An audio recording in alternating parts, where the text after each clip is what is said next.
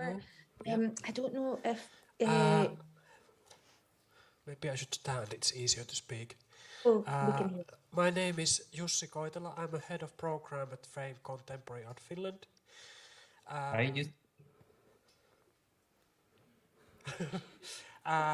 Already one comment.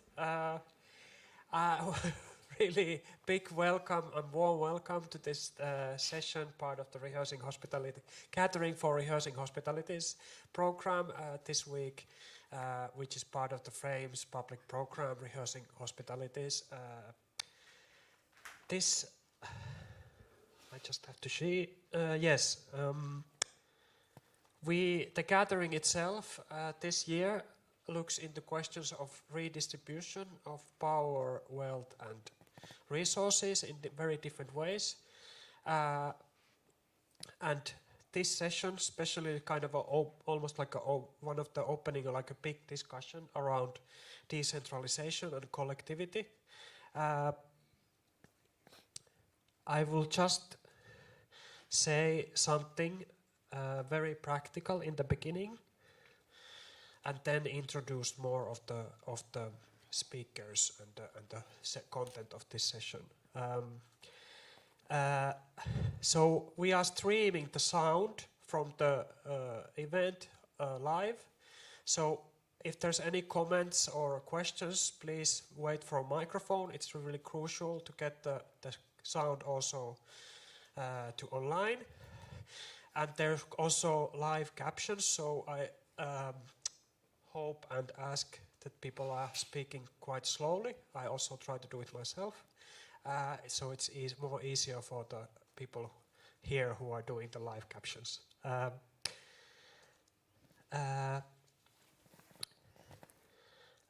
Frame has safer spaces guidelines. You can see it here on the door, and be kind to yourself, to each other, and create them as safe as possible environment to spend this morning.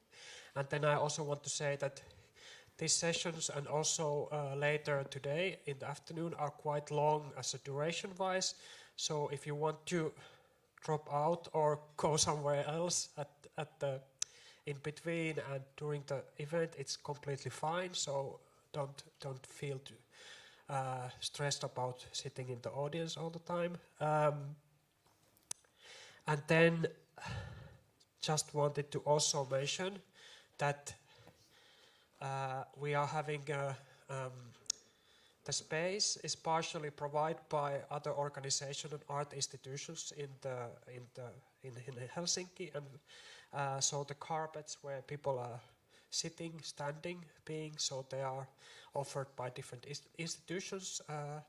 I will later give you those also, because I realized that I didn't wrote it here, so I don't want to guess. So, so it's a kind of way of also share and facilitate the space together, which is all about the whole program in many ways.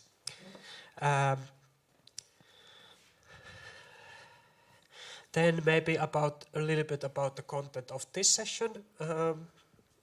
It looks into two moments, or zooms into two moments in a way, where decentralization and commoning and kind of collective practices have emerged within last 15 years in art scene and also in wider society.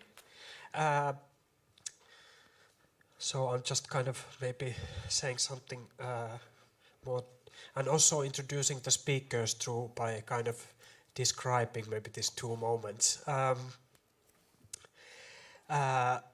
Which is one like kind of background narrative is also about that in the artist or art field funding context. Of course, there is a really strong debate or difference between private and public funding, and like how those have played in a different geological or geographical context and geopolitical contexts.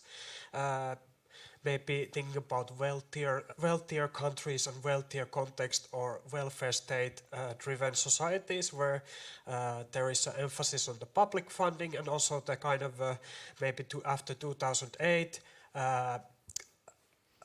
like economic crash or austerity measurement, decreasing of that funding, and then at the same time the kind of increasing of power of the private funding. So maybe the idea of this session is to think about other possibilities which are not kind of related to this public and private split. So there is an increasing interest in other models of economic management, community building and daily life that can offer a sustainable future for cultural expression and everyday survival within the artistic field. This session zooms into two recent contexts where contemporary art scene has brought forth notions and ideas of commons and self-initiated collectivity. So the first one maybe where we begin from today is Greek context or context in Athens after 2008. Greek society and its cultural scene have seen initiatives and collectives like Athens Biennial, Ammonia from 2015 to 2017, and Laboratory for Urban Commons, Neocosmos. And then these are presented or these kind of or referred to curator Xenia Kalpaktsoglou here, and writer, filmmaker and anthropologist Massimiliano Mollona, who is joining us online. And Xenia and Massimiliano has also worked a lot together, so they are kind of also referring and speaking to each other. And then maybe more recent context of collectivity and commons, we go to this year's Documenta, which just ended a week ago. About a week ago. Yep. And I will just read a little bit short introduction on that. Since 2019, collective Ruangrupa, as a curators of Documenta 15, has invited other collectives to engage with common lumpung practices that facilitate collective resource management. One of the collaborators, Station of Commons, has facilitated lumpung radio broadcasting program with collectives participating in the Documenta 15. In this session, Farid Rakun from ruangrupa, who is also joining online, will kind of open up their experiences of how the lumpung or lumpunging did work out. And then Grégoire, Rousseau, Minerva, Juolahti, and Eddie Choo Yi from Station of Commons will reflect upon their experiences from working with Documenta 15. So this is basically the first part of the session, and then we have a short break, and then there is a conversation or reactions to these presentations by different Helsinki-based organizations.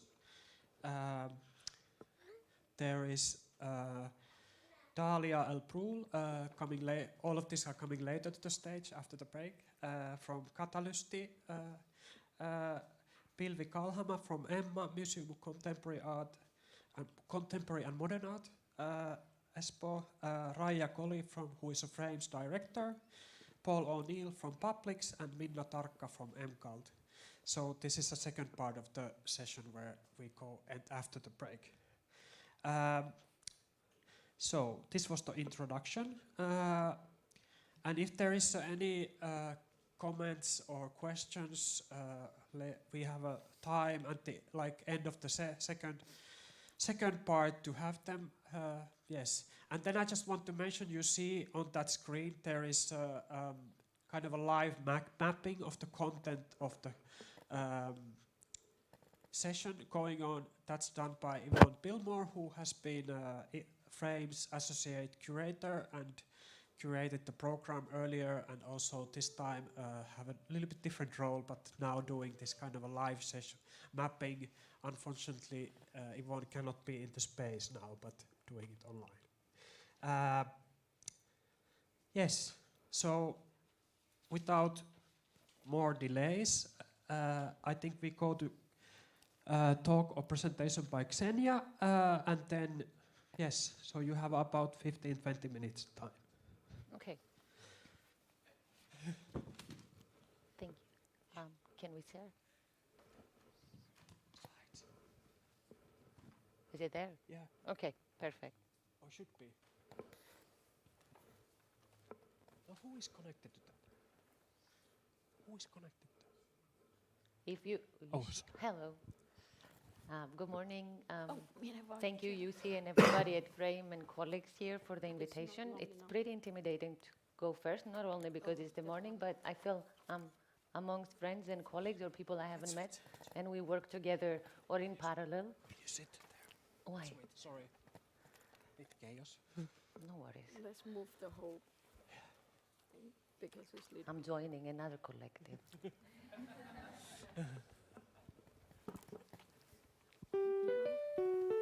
have adapter? Yeah, plug it. Plug it there. No. Wait, we can borrow you. No, it's that. It goes there straight. No? Sorry. No, there's a USB. There's no? No. We need adapter. We need adapter. Yeah, and it's a old MacBook. So I don't have adapter. I have it. Raija, you have to slide. Xenia, just go on. We. I need to have the image. Okay. Just a second. Can you put it on the? No. No, though, but. Can you show it from? Do you have a? Is it Google Doc? Yes. Maybe You can share it to me, and then I will do it. In Yeah. I'm really sorry about this. Hold on. You can. Tell me. I will now connect. No, Do you want to type your email? What? Type your email. They need Tällainen old, adapteri. old MacBook. No, not Type C. They need a old one, old MacBook. transfer the file to the laptop. No, and no. It's, Do you want to add? I have a USB. Would you give me the file with USB? It's a Google Drive. I can share with you if you want. Yes. Sure. Yes? Like, Tell me, write your address. Okay. yeah, No, wait. let's go. Here.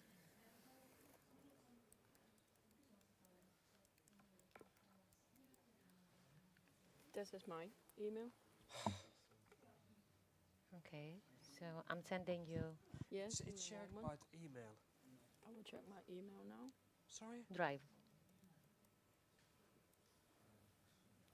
The HDMI.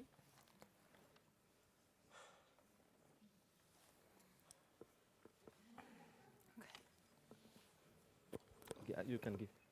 Okay. Do it here. Okay. So you can control yourself. No worries. Da, da, da, da, da. Now it is on the. Wait. Okay. Then Is it we on? can put it. Okay. Wait. Okay. Yeah. But what is the bottom thing? Is a little bit. Okay. Maybe you can see now. Okay, so this is an attempt of a timeline based on the discussions that we've been having with Jussi, but also with Mao that I made. So there are some focal points, and there is a lot of discussion about in every part of the world how we work together, how we do not work together, how collectives work, how we redistribute, reclaim, or find other ways for funding. So I thought maybe I can give you, like, after the suggestion, like a small overview, which is totally subjective and personal. So I picked up some dates that might be or not relevant to you too, but they are to us as we're trying to address our own recent past, working within the arts, but also as citizens in the country. So as you will see, and then it's 2004, and then we have 7, 8, 11, 13, 18, 17, 20, 20, and then 2022. So I'll start with 2004. You all know that we got the Olympic Games, so the whole idea of how the country was perceived was different.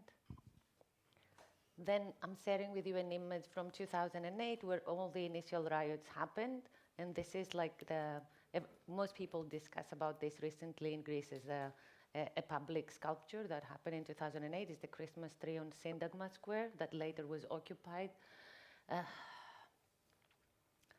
This is our first attempt in my previous collaboration with the Athens Biennale. So this, let's say, is the first attempt in the 4th Athens Biennale 2013. It was called Agora, and it's the first time that we had like 42 different type of entries, curatorial entries, and it happened in the old stock exchange market building. Then there is a break for everybody, and this is kind of where Mao can also probably pitch in the next 5 minutes. Like what happened in 2015. 15 was the election time, and it's the first time that what was called on the newspapers, both in Greece and abroad, a very far-right, radical left party was elected, Syriza, and the disillusionment of that. Right about that time, myself and Mao decided to leave the Athens Biennale. That was a couple of images of the Omonia in 2015-16, which started as a collaboration between Documenta that was happening concurrently in Athens and in Kassel at the time. So we extended, the idea was we extended the program of a big international exhibition to something that presumably would look like a meta institution or suggest ways of having something more permanent than a manifestation of every 2 years. We occupied a space that was privately owned, but also managed by the municipality of Athens in the center, Omonia Square, which is like a crossing, and also Omonia had this symbolic metaphor because it means solidarity, concord, is the plus the concord. So these are attempts that have been done in the not opening of the exhibition of assemblies and communications.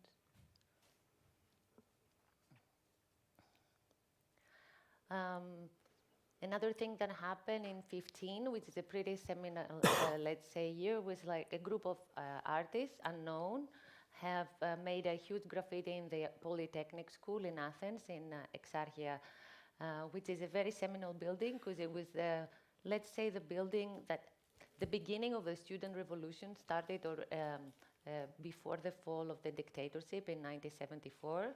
So one morning, Athenians woke up and the whole building was covered with graffiti. Nobody knew who they were. Like, I'm only showing this and I'm disclosing. I mean, we know who they are. Some of them are part of also of the laboratory in Neos Cosmos. These are very small pictures that I could only find online, unfortunately.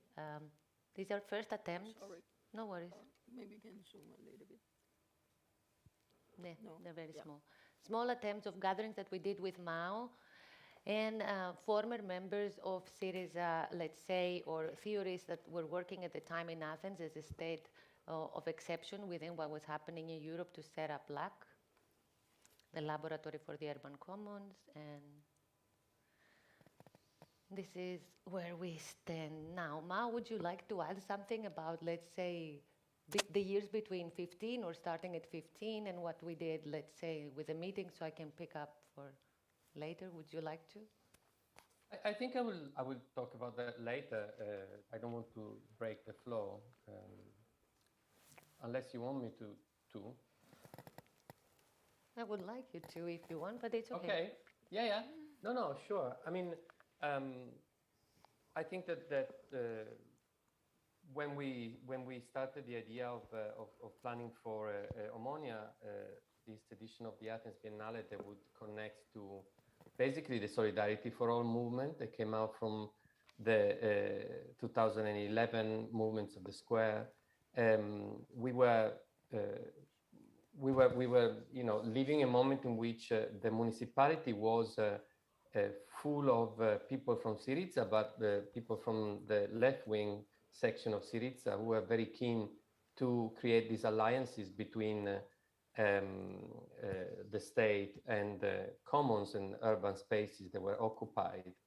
That was part of the broader movements of the occupation of the cities that developed in Europe in that moment in 2010, 2011, Occupy Wall Street, Occupy London. And I will talk a little bit about the movements and the problems, also the kind of activism.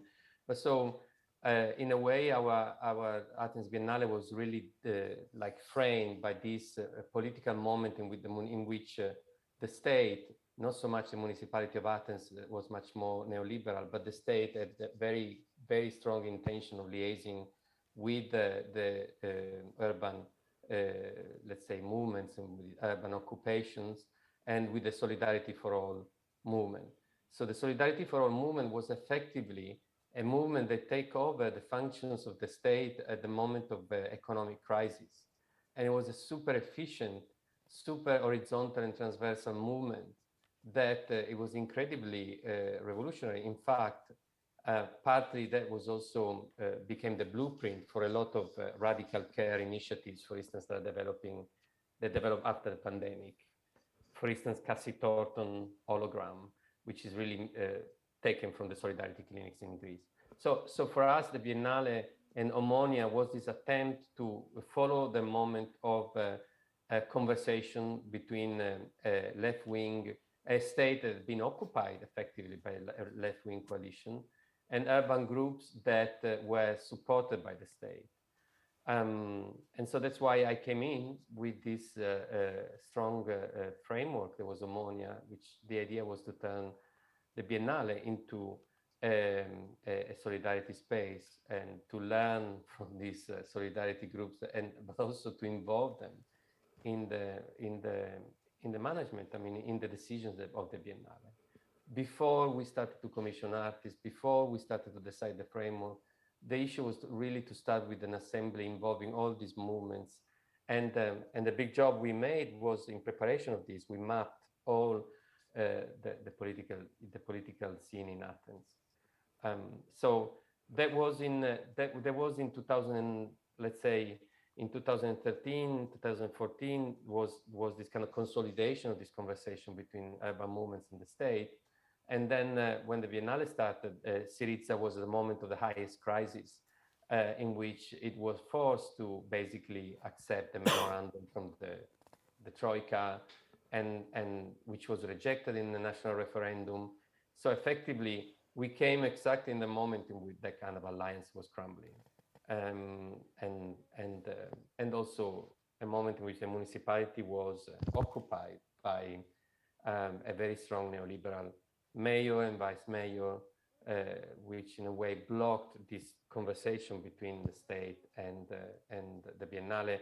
Although, because the state is based in Athens, the presence of the state was still quite strong at the beginning.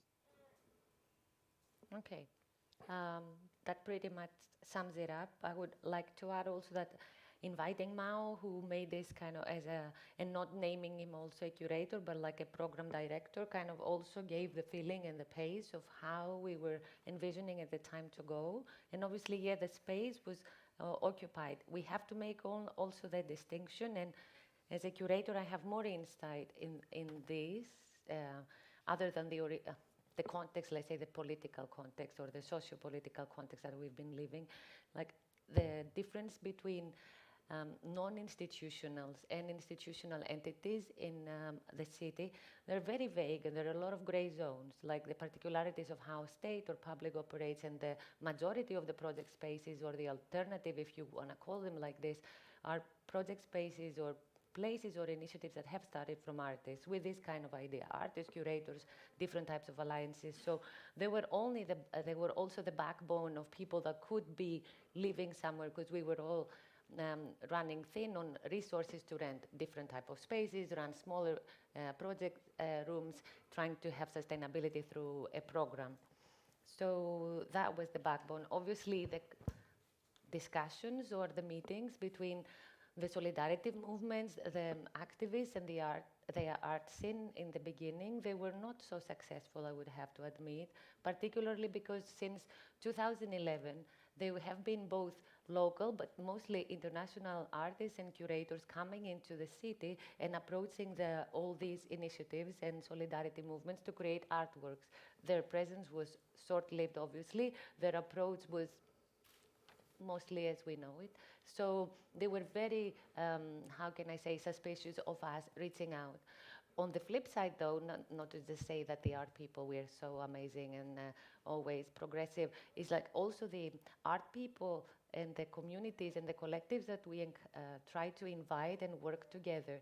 because they have been working so long on the fringes and they have had independent initiatives, it wasn't their main thing to be part of this group. Their main thing was to be sustainable, but at the same time they wanted to have a career. The artists wanted to have exhibitions, they wanted to have money, they wanted to have a way to live. So the discussions that arise from this kind of group meetings, because we invited after the mapping all the independent art spaces and brought them in contact with all the other solidarity movements, they were almost parallel talking. Like they were talking about the same thing, or we were all thinking that we were talking about the same thing, but the connection was not necessarily there. So back to our home, because I think Mao is going to give you a better context also of several things as an academic. I would say that in 2008, when we started the laboratory for the urban commons, that was the time when we were exploring most things. And we were fortunate enough because one of the members that joined the group was Stavros Stavridis, an architect activist who works a lot in the commons. He managed to find a free open room in the Polytechnic School in Exarchia that I showed you before with the graffiti that was used as a warehouse. So that idea was also very liberating for us, that we didn't have to have rent, and also it was in a public space like an old. Also, it was like a retreat. After all these years of working within the crisis and trying to identify ourselves as part of something that was non-existent, having almost like refuge within an academy was good because nobody was expecting to have a public program. And that also had its downsides, obviously. You can understand the limitations of public programming or public output or the initial artistic aspirations of linking with the university community and trying to do all these things in a country where the state university or independent organizations, if you use it as discourse in that year, it sounds really like turbo-capitalist neoliberal and not like this nice idea that we were thinking post the Olympic Games that private, public, common, everything can work together for a better cultural and in general future. So I would say now maybe I will go to the website. Do you want to do the website also for the sharing? Me? No. Not you now. We need a website. Do you have it? Yeah. Firefox, whatever. This is the website. Okay.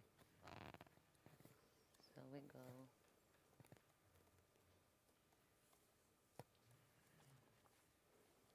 Let me put this.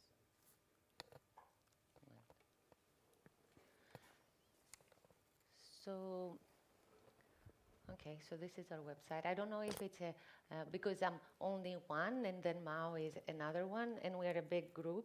I also want to do a disclaimer, like all the images are common property of the people that are participating. It's too long for you to mention also the images that you see on Frame's website.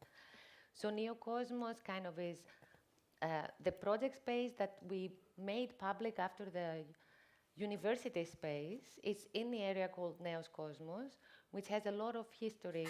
It's the first migrants that came from Minor Asia. It also has the first public housing that almost looks like a favela. It was also a very important space during the resistance, and not so known, but through looking into its history and through different workshops, we decided to rent an old shop there and turn it into a project space with irregular programming, and the irregular is very important for us. So we're working mostly using artistic research and trying also to negotiate with the terminology that is more academic at the moment, but also use it, not just archive things or the research that happens through artistic projects before they manifest themselves, but also allow people to work. Community works, linking with the, let's say, the neighborhood is all part of the project. However, we rented this space 1 month prior to the total lockdown, so we had to negotiate a lot of its publicness. So from negotiations on the theory of commoning to having a project space, and then after 20 days being locked up at home for almost 2 years, was a big blow. I think also for the team was a big blow, because the whole idea of getting together, because collectivity or kind of sharing doesn't come easy, or it's not also a fun park. It comes with a lot of tensions and frictions. In some cases, people that have entered or have left, it comes with a notion of how they can tokenistically kind of instrumentalize their participation in certain groups in the arts. It comes with trusting, particularly to female colleagues from male artists. If you have been part earlier in your life in any autonomous anarchist groups, you know probably what I'm talking about if you've been in assemblies. So we started negotiating a lot how to be digitally and together. This was a blow. So we turned our website into a Google document so anybody could access it from the group and anybody can change it live. So we wouldn't have to delegate a lot of things. Through this also, we created different types of categories. Like maybe one is this.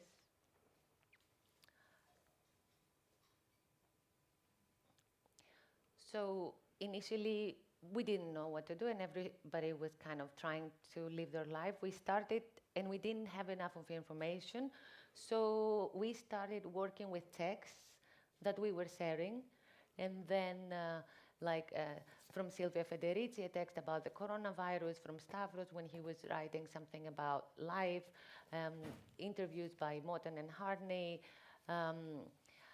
different types of manifestations. So we started, because we were sharing this as a group, we started translating them and then turning them into audio files also.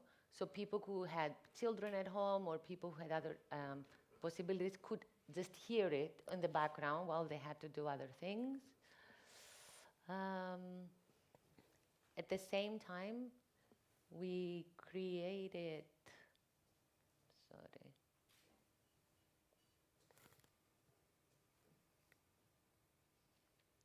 a platform which has like this tacky, very 90s title called Technology is the Answer, but what was the question? It's been used for so much.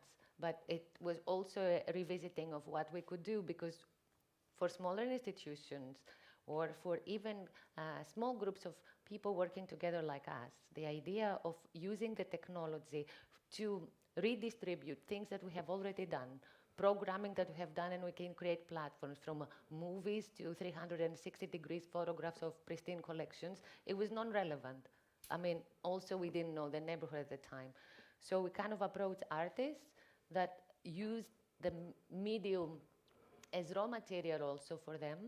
And they kind of had different takes, either through the medium or working in the medium during the pandemic and how that informed their positions. Like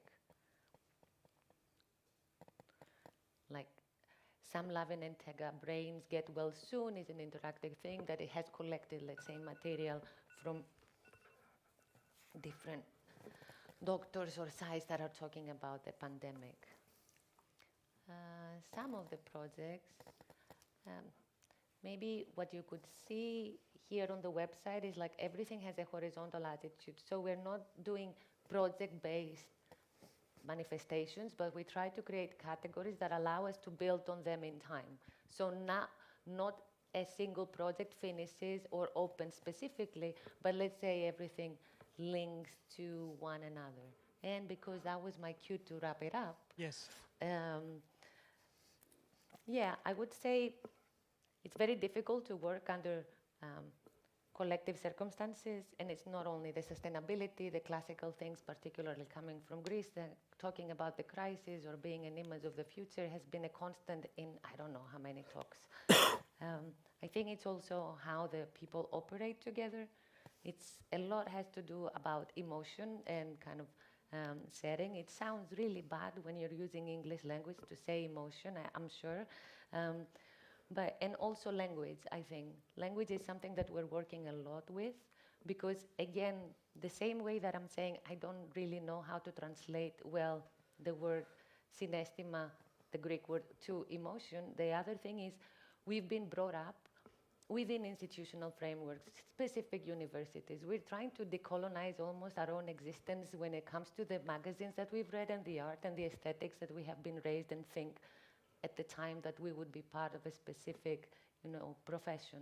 So language is something we're working a lot on, and we have created glossaries, and we're trying to make it as much as possible to translate things that don't just sound very hip, like commoning or solidarity, or something that becomes a catchphrase also in different types of gatherings than ours. Thank you so much. I'm open to questions better.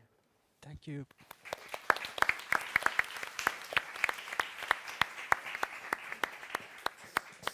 Thank you, Xenia. I think we go to Mao directly now, so we can go ahead. So we are a bit late from the schedule, so let's go directly to Mao.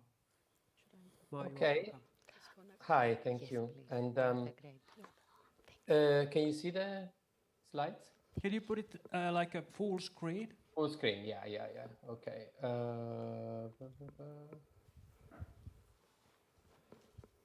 Yeah. Yes. Yeah. Can see it, yeah. So I guess I start with a bit of advertising of the book I wrote last year, because partly a third of it is dedicated to a conversation about the Athens Biennale, and it's really focused on the notion of commons in art, and it tries to kind of both to look at the intersection between artistic, let's say, attempt to recreate the commons, and so it's this historical perspective that starts with really the avant-garde and this idea that art could provide this space of independence, of creativity, and of decommodified life, as John Roberts and other critics consider that, and then analyzes the different kind of historical moments in which artistic groups focus on the commons more strongly. Let's say that one of the things that the book tries to show is that our notion of the commons is still very Eurocentric. And so that's why I connect so much with Xenia throughout the Biennale, because the Biennale was trying also not only to connect to these political movements, but also was trying to decolonize really the basic terms of engagement of politics at the time when politics had been appropriated by basically the international art world that was coming to Athens since the time of the crisis, really to kind of be fed out of this kind of voyeuristic pleasure for the crisis, but also was attracted by the effervescence and the kind of creativity that the crisis had sparkled, not only in terms of social movements, but also in terms of art organizations.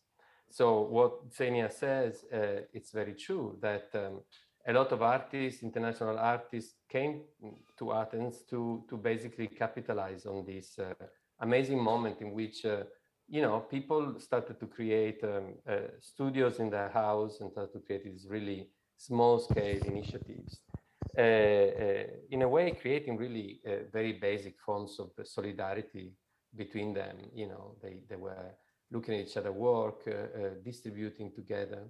But anyway, so I will go back to that, because in a way, the kind of the descent of Documenta into Athens with learning from Athens really emerged from 2013. There was the moment in which the Athens Biennale did Agora, which was this really amazing moment in which, let's say, all this kind of small independent art organization came together in a Biennale that reflected really an attempt to react to the economic crisis. And that's when Adam famously decided to then create Learning from Athens. So in the kind of in the book, I don't want to bore you, but basically I discussed three moments of the development of the commons in art. The starting one was in the 1970s, when the original independent art movements developed across Europe and the US. And so the idea of the commons was very much a way of retreating both from the control of the state and from the control of the private market. So here the idea of the commons is the space. It's an enclosed space that is both independent by state power, the rationality of state power, the verticality of state power, and from the market. We know that there were independent, movements across the Western world. I mean, the kitchen in New York, and there were amazing independent spaces also in Eastern Europe, really in Italy, in the UK. So the independent art movements, in a way, is a way of thinking about commons as a separate space, as an isolated space, a separate space, a self-organized space, a creative space. But we know well that that was really the way in which neoliberal capitalism then became, the kind of Silicon Valley capitalism. And people like Boltanski and Chapello argue that the art world really was the motor of the transformation of Fordism into post-Fordism. Then there is the second moment that it's the moment of really understanding that actually capitalism appropriate the commons. And so there was the moment of the 19th hour where the attempt of the art world is to kind of liberate the commons from within. And so to understand that through strategy maybe of either hyper-identification or two strategies of confronting the economy really of the art world. So we have, the really important movements of cyber activism or hacking or post-production. We have performance artists who start to relate to the service economy. We have the so-called occupational art. And so the movements in which artists really confront the common within. But again, the problem is that there is a tendency to consider the commons as a set of resources or economic resources. And so again, using this kind of quite ethnocentric perspective, we can consider the common either as an isolated space or as sets of economic resources, without considering that the commons is really about social relations. It's about relationality. It's not about just economy or spaces outside the state, but it's about the actions that we make every day to reproduce our life, and how open and how, let's say, in movements these actions are. And so let's say that the latest movements of the common that I discussed is the movement that come out from the economic crisis. And in a way, it's a kind of transformation of the, let's say, anti-globalization movement from 2000. There is a start of understanding that actually these kind of initiatives have to come together in a kind of more international framework. And after the economic crisis of 2008, there starts to be all this series of movements of the square. We have Syntagma in 2010 in Greece. We have Podemos, the Indignados in 2011. In 2011, we have the referendum of the water in Italy. There was a huge referendum about the privatization of the public water. And the referendum was 80% of people voted against the privatization, which started the so-called movements of the beni comuni, of the common goods, where a lot of organizations started to really think about the legal forms of the common. And from that movement, there were a lot of occupied spaces in Italy, especially starting from the art, the art world. So there was a moment in which artists got involved in this kind of post-occupy movements of the commons, and led also a series of movements, not only in Syriza, Podemos, but also, as we know, the movements of the square in 2013. So this is the moment in which, as we know, art became what Claire Bishop calls radical museology, in which art organizations start to create connections with urban movements. And one of some classical examples is MACPA, under the direction of Reina Sofia, which started to create this connection with urban centers and start to create this kind of para-institution, like this kind of educational academy led by Paul Preciado. So this is a moment also of, of artists getting involved in politics and artists becoming political organizers, let's say. I'm very skeptical in the book of these art movements, both because I describe it as a kind of led by a middle class elite of artists in the global north, but also because it forgets the connection of the political connection with movements in the south. And so in a way, that connects a little bit with the moment of setting up the Biennale, as I was saying, because the moment in which Xenia and Pocaio contacted me was precisely the moment in which there was this collaboration between art institution and urban movements. And so the Agora, the post-Agora was Omonia, which means unity. And the idea was that Biennale had to operate really as a common. Not as a common in the way I described before, but as a common that was learning from the specific struggles that were emerging in Greece.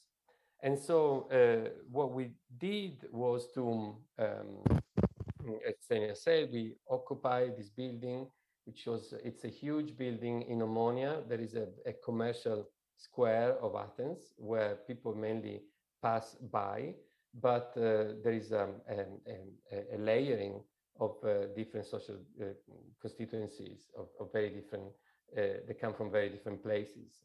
And the Bagyon was very difficult also to detect because during the day there was a constant market stall in front of it, so you actually could not see the entrance. This is the main entrance of the Bagyon, and we worked on it. It was completely run down.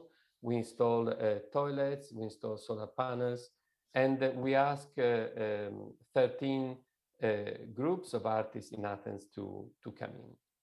One thing to notice is that, as I was saying, the Athens Biennale emerged at the moment in which this alliance between the state and the municipality and the social groups was being slowly destroyed, and in which the social groups had lost, let's say, faith in this kind of collaboration between institutions, and be them political institutions or cultural institutions, and grassroots organizations. So what we did with the Biennale was to try to change the logic, really, of the classical biennial. And so the first thing that we did was mapping the groups that were operating in Athens, and also in around Athens, in the rural parts of Athens. And we, let's say, found 4 kinds of organization. First, there was a cooperativism. So there was a strong cooperativist movement that had come out in 2013, led often by artists that occupied, for instance, Green Park, Navarino Park in 2015, movements that have occupied the national television, the radio. So there was a lot of even artist-run spaces, but also, let's say, self-organized working spaces. So a lot of companies that were going bust were bought out by workers. So we connected with the cooperative movement. We connected with the hacking movements. There was a very strong interest within Syriza to develop, let's say, a cryptocurrency. Partly because, of course, one of the issues was that Greece was considering under Syriza to exit the European Union, so to re-establish a national currency. So there was a very strong cryptocurrency movement. And then we connected, obviously, with all the occupied space, artistic space that were existing in Athens. So the idea was that we didn't have any money to start with, apart from the money that Xenia and Pocaio had won as a prize from the Princess Margaret prize from the European Cultural Foundation, which they gave to the administrative workers to run the Biennale. I was not paid because I was paid by Goldsmith. I was working as a lecturer there. And so the economy, let's say that the lack of money was somehow an advantage, because we didn't have to, respond to any pressure. And we were kind of funded by Neon to commission some artists, but without any pressure to what artists commission. And so the idea was that before we did anything, we would, and before we even set, let's say, a framework, we would consult this series of self-organized groups that we have mapped for very long time, and they would set up the, let's say, the general direction of the program, including the kind of artistic projects to develop. So there was this idea that let's say the Biennale was done, let's say, upside out, in the sense that first was we thought about the kind of people to involve, and then with the people we thought about the framework to develop, and then from the framework we thought about the kind of art, artistic process to lead. So this was the moment of the General Assembly. The incredible thing is that after, let's say, the skepticism, I would say, there was emerging by the arrival of Documenta, there was a very strong support for the Biennale, for the Athens Biennale, and so the groups, the gathers, were very, very diverse and coming from very different backgrounds. At the same time, there was this issue that Documenta had arrived with this incredibly strong program that was felt was incredibly problematic, this learning from Athens, because Athens was framed in the curatorial statement of Documenta as this kind of South, as part of the global South, that was annexed within the global North, and was framed really as a space of crisis, of survival, from which Western art organization could learn. Now, you could say that with the Athens Biennale, we're doing a similar thing, but the difference is that with the Athens Biennale, we were not casting Athens as a part of the global South. We're not, let's say, essentializing, even in a racist way, creating a stereotype of Athens as a South, which is, part of the German historical tradition. But we are trying to really learn from a self-organized group which had been developed incredibly powerful, but also joyous and, let's say, sophisticated way of dealing without money. We were trying to do the same, because the Athens Biennale was literally without money. And we were trying to do the same because we felt that the Biennale format had to become democratic. And so we were doing the same because we were in an occupied space. And like the occupied squats, we wanted to learn how to do cohabiting. And so the project that we commissioned really were all aimed at learning these techniques of commoning that we didn't know, but that this group knew very well. And so, for instance, we commissioned a project on co-housing that called all the co-housing movements, especially strong in Germany, and we try to learn from the co-housing movement how we can turn the Bagion into a co-housing initiative. Actually, we even found an owner of a very big building who was willing to experiment with this co-housing. And then we called also the expert in cryptocurrency. I just want to say quickly that maybe you can start kind of wrapping up. We have yes. Sorry. Yeah. Yes. Yeah. So so I guess what the problem, let's say, of the Athens Biennale were two. First, that I'm gonna share very quickly. First that there was this kind of sorry.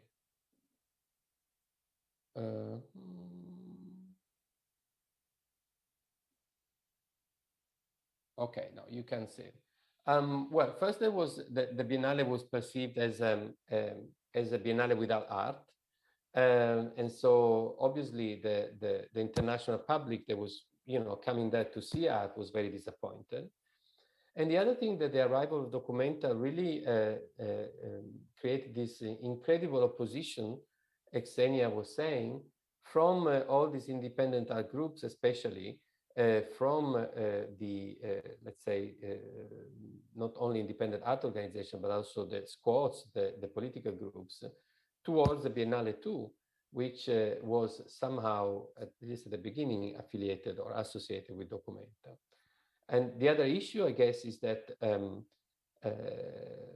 there was an awareness that this kind of solidarity between self-organized groups in the city and institutions such as art institution, art organization, was finishing.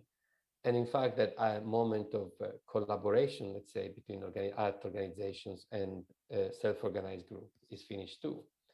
And I guess the example of this kind of failure to create a conversation between Western art organization and self-organized group, I think it came out very strongly also in the latest documenta that Farid will discuss. Yeah. Thank you.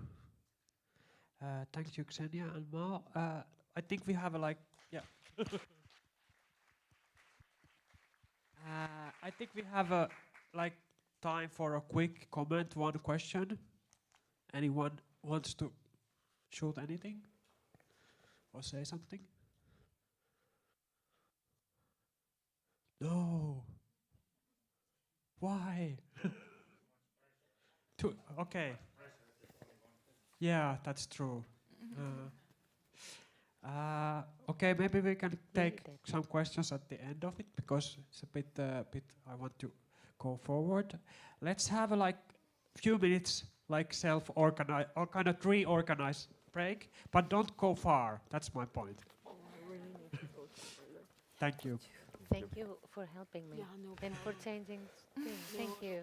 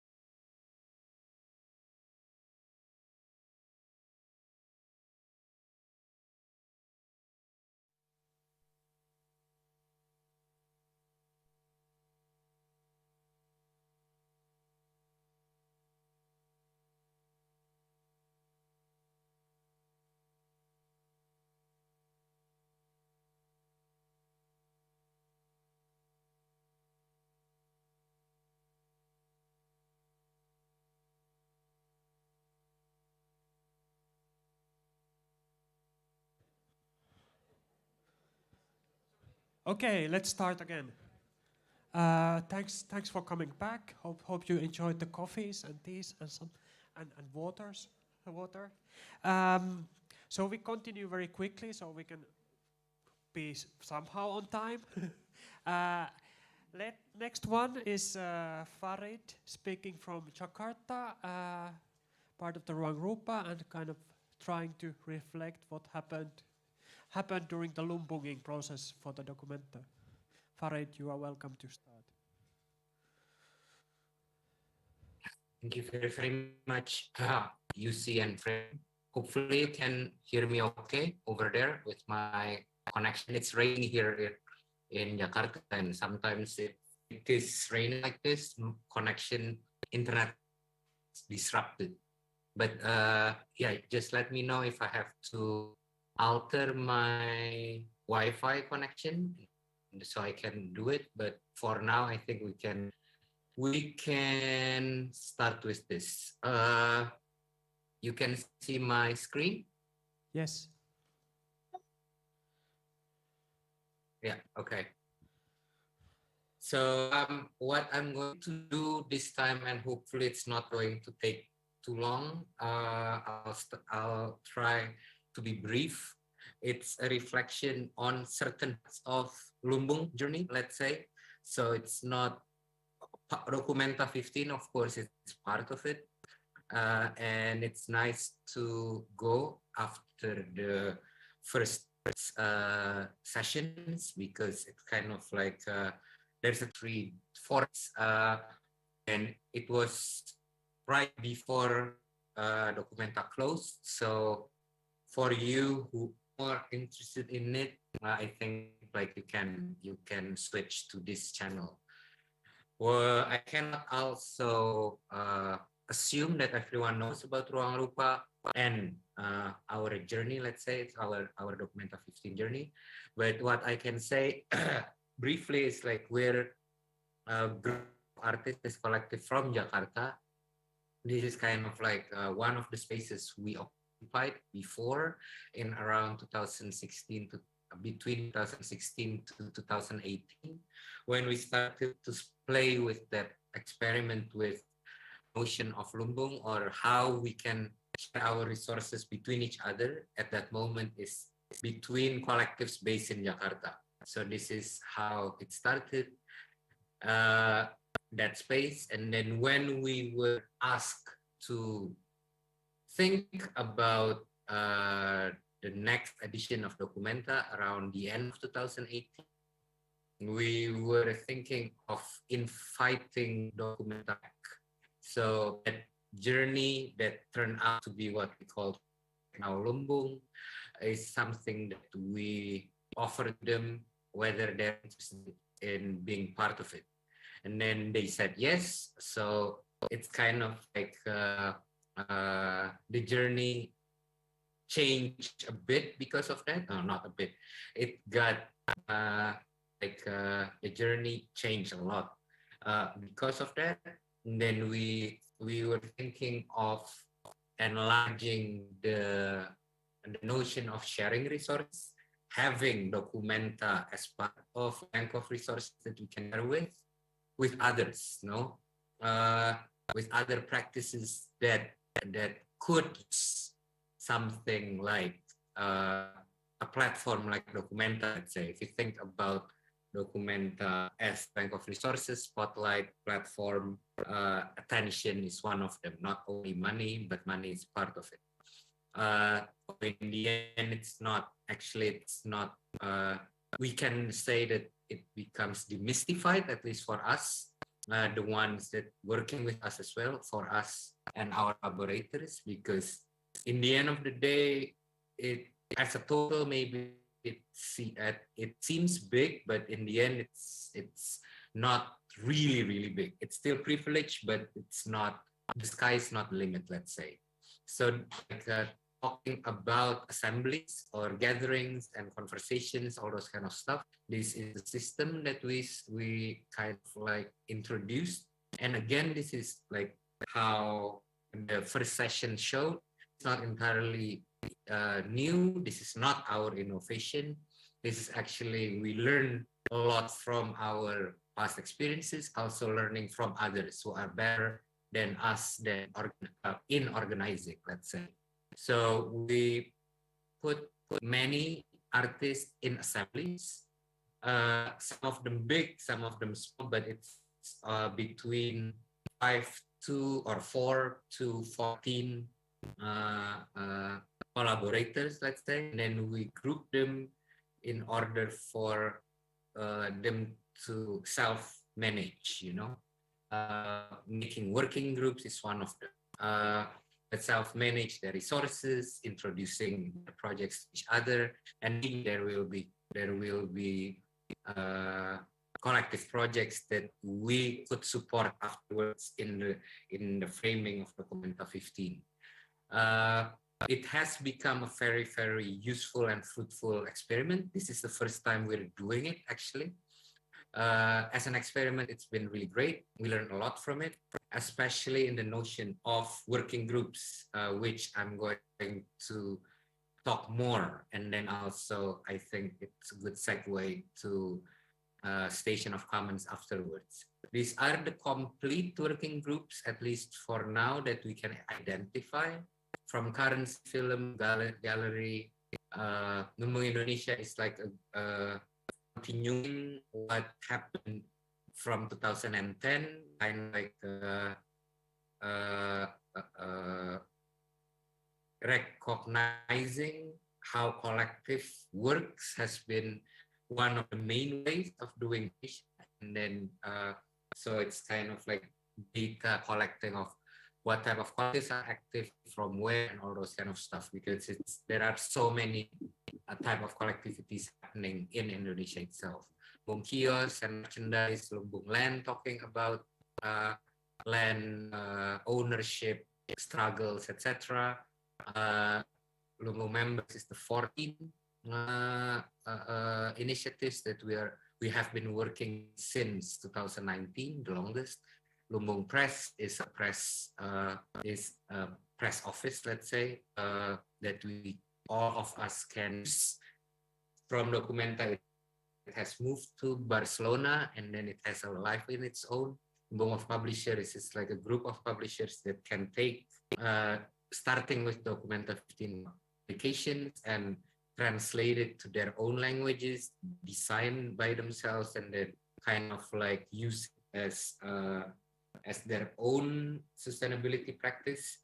Lumbung Radio, which will be introduced by Station of Commons more later. And Lumbung Space is a website that will be given to us, Lumbung community, after Documenta 15 ends. This is kind of like in the process of changing the ownership. And then we have been thinking about that since the get-go. Maybe some of the thing, this is like an email written by Gertrude Franje, one of our artistic team, to the Lumbung community, because the artistic team members, their contract ends before us. Their contract ended on the 30th of September. So they're not working for Documenta anymore, let's say. And then they wrote with the kind of like, or she wrote the name of a lot of us, certain things that kind of like clearly will continue anyway. So Lumbung Press, Lumbung Kios, and Lumbung Gallery. I think that's what I'm going to touch upon lightly right now, and then hopefully maybe we can talk about it more in the question and answer part. Though yes, time is not in our side as always. Is it okay? You can still hear me? Yes, yes. Okay. So this is Lumbung Gallery.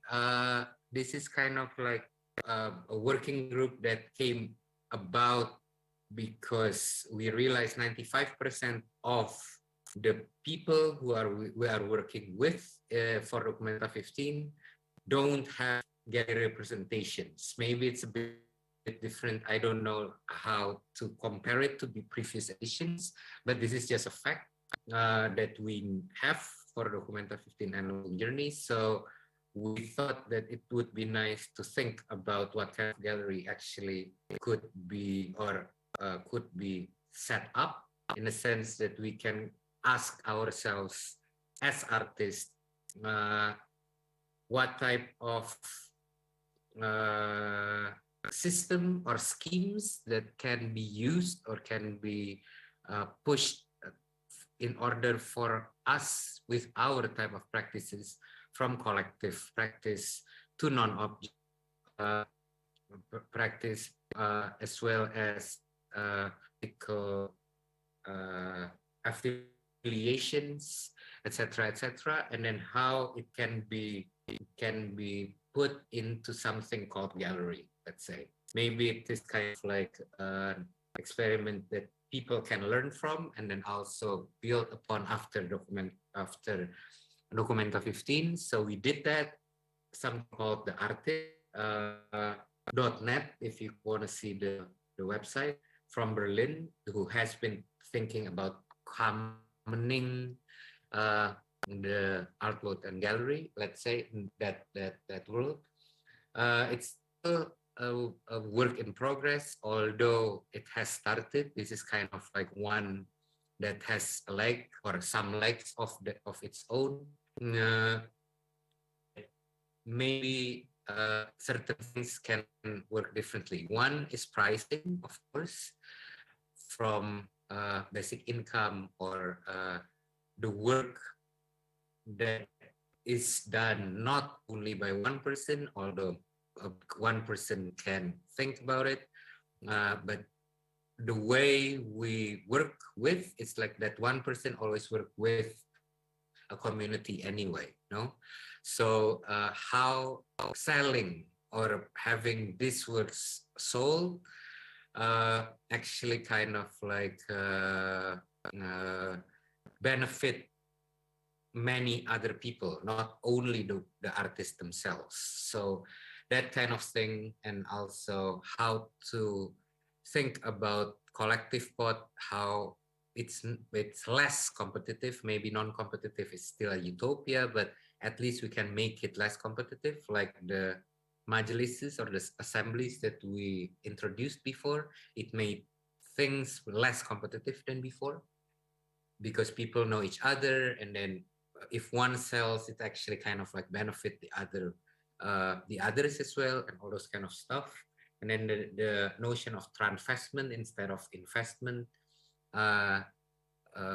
and how to collectively govern the gallery again. I think that's kind of like the point.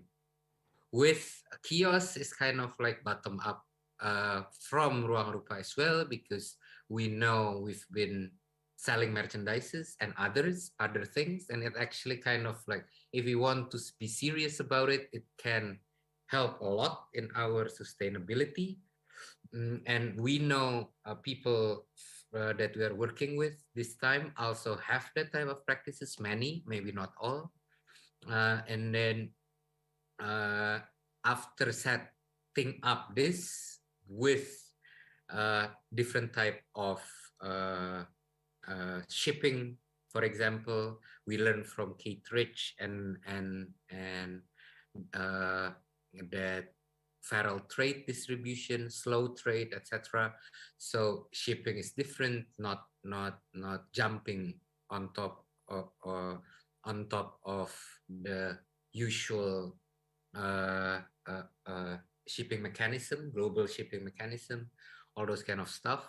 Then working with local initiatives and shops, actually it's one that becomes stronger in the practice. So we work with many castle-based shops, let's say, so we don't have to build our own. So and then that relationship stays. That's the most important thing. And then after Documenta 15 closed, right now it's moving, Lumbung Kiosk as a project, it's moving on to Vienna, using the kind of like the art circuit with gallery, Kunstverein, etc., and then to Vienna, and then afterwards I think it's going to go to Rotterdam as well, and then we'll see what it will end up in. because it also have a life of its own afterwards. And the last thing I can share with you right now is actually what we call Lumbung Press. It's a hit with our Lumbung community, at least, because this is a way for us to be able to bypass the system that's rigid, like publication system that is very rigid and systematic and hierarchical, and make it much more spontaneous. So we ran first. We looked into ways for buying press machines, but we couldn't, and so we rented at first certain things, and then we put it in Documentahalle next to different type of works. And it has been printing for the whole 100 days, even more before, because it started before. It has been printing from artist-based publications or artist-initiated publications, zines, up until the sobat-sobat or our type of mediators when they decided to make a publication in order for them to criticize what has happened to them, or not criticize, but to reflect critically of what has happened to them. Although it's as if it's friendship, but they're still treated. They're still being treated as if they're money-making cows for the event itself. You know, all those kind of stuff. It's not an easy position. So they're printing their publication through Lumbung Press up until also the posters that we as Lumbung community had to print en masse, to put on each of our respective spaces to say that we are withdrawing like two words from Documenta by itself at that moment, like the last 2 weeks of Documenta 15. So the posters was poetically done in Lumbung Press as well.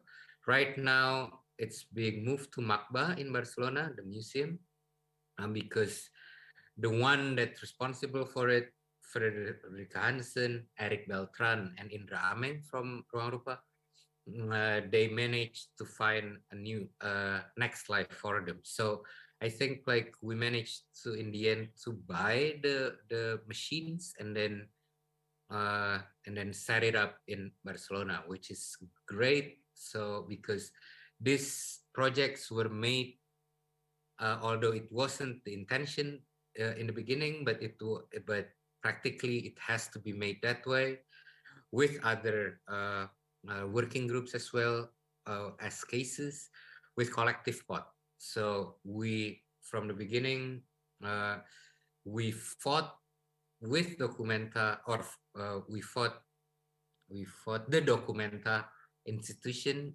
for an idea of like saving certain amount of production money in order to be collectively governed. And then we call it collective pot. Collectively governed means also, unfortunately, at a certain moment, we had to dip into it in order for this working groups, collective working groups, to start their journey as well, let's say. And I think I'm going to stop there and then pass the mic back to UC. Thank you.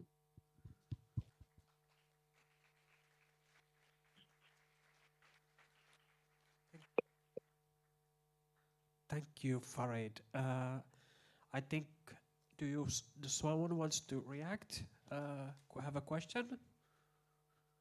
Now I'm saying that it's only one because if it's stressful.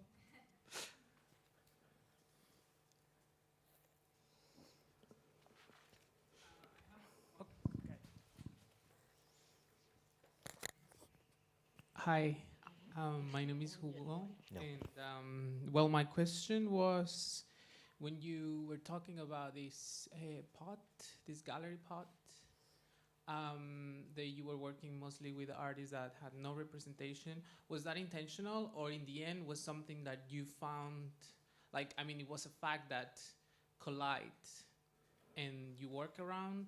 And the other was, yeah, it was this last part you talk about, like how for yeah, that by saving sources you were also kind of like sharing in the end, and that kind of created a tension between you as an entity and the project Documenta. So how was that tension?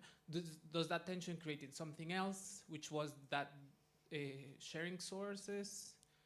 And yeah, how did you cope with that tension? Because I think that tension and the whole tension you have experienced as a group, it's giving you the possibility to grow and, you know, transcend, you know, probably to a bigger space rather than just like, rather than seeing the confrontation as something negative, right?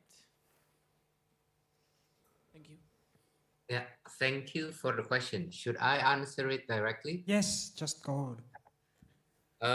I'll try to answer it at once, the two questions. Maybe I can start with, you're right. That was our intention from the get-go, is the clash of this, what we call different operating systems, with something like Documenta and with our type of practice from ruangrupa, you know, after at that moment, it's almost 20 years. Right now, it's more than 20 years, a bit more than 20 years. Because we never thought that something like Documenta would be interested in doing something with the type of our practices anyway, you know, when it happened in the beginning. So that clash was the point of the work. And then we knew from the beginning also it's not going to be easy because it's changing, like, you know, forcing. Actually, like it's a bit violent from our side as well, to be honest. No, they're not made for it, but we don't want to be changed by them just because we have to work in Germany this time, you know, or Central Europe or whatever you want to call it, that context. And then that we knew, at least from with that, we were ready. What we had to experience a steep learning curve is actually dealing with the state, or like with the control of the state, you know, like the extension of the state, etc., for something as big as Documenta. I think, like, if it's only for within the art world, you know, and how art works and art institutions and all those kind of stuff, we're ready. But like when it becomes like blown up bigger, then it becomes another thing. So it's a learning experience, yes, for us. And then we know that it's an achievement in itself, and then we're lucky with that. Like, we're still, at least in ruangrupa itself, we're still intact, you know. Hopefully because of we started building affinities, building trust, all those kind of stuff beforehand, before the exhibition itself. Hopefully the Lumbung community also will be very, very strong after this, and then we can move on. So being under like intense pressure for 100 days actually help us that way. Not only ruangrupa of course, but the people we are working with and what we call right now Lumbung community after the fact, you know. So it's been useful for that, not without challenges, of course, as you said. But the great thing right now, after a while, I think we can think about how to move on together, not only ruangrupa thinking about it or the artistic team thinking about it, but more people are feeling the ownership of it. And then it can be continued with like with that, like the 95%, the representation of issues, representation of geographical existence, you know, from where, from which countries, all those kind of stuff. They are all consequences for us. We never make that checklist of what we should talk about. It's much more about certain people's practice, whether we want to learn from them or not. Then of course they come with many things, no, like the issues, the topics, the themes, all those kind of stuff. That's why we never think about what we're doing is thematic, because themes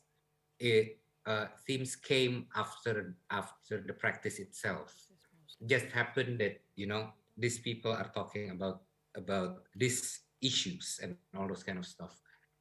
So then it's a consequence, including the 95% of the people that we're working with has no gallery representation.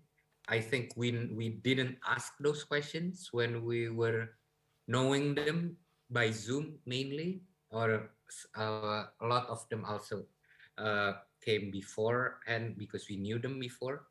But then we realize it after we have this group of people, and then when the working group of Lumbung Gallery roll about, then we ask ourselves of like how many of us have gallery representations, and then it turns out that most of us didn't have it, you know. And then Lumbung Gallery, when it started with the artists, then they asked those questions and came up with the statistics. So hopefully it answered your question, but for us, it is like that. Like the sustainability and the practice comes first, and then everything else come after. Thank you. Thank you, Farid. I think we need to go to the Station of Commons. So, Farid, we come back to you probably in the later session or later part of the session. Thank you. Yep. Yes, you can start.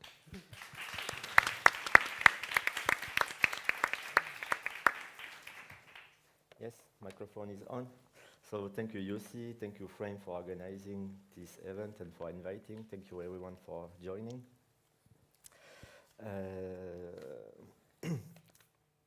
Thank you for the opportunity, Station of Commons, to present Lumbung Radio, part of Documenta 15 and beyond and after.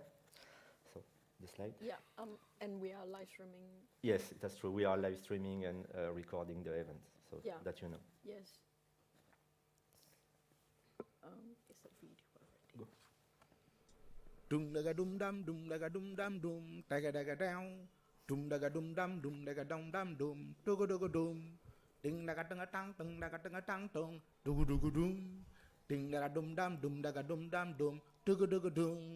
Lumbung Radio. Digi dum. Exactly. Yes. So that was one of the jingle of Lumbung Radio that was performed by Agus, who is a performer and sculptor, part of Documenta 15. I think that his artwork is in Grimveld Museum. And I should have mentioned that the Lumbung Radio logo is made by Isbanto from Ruangrupa.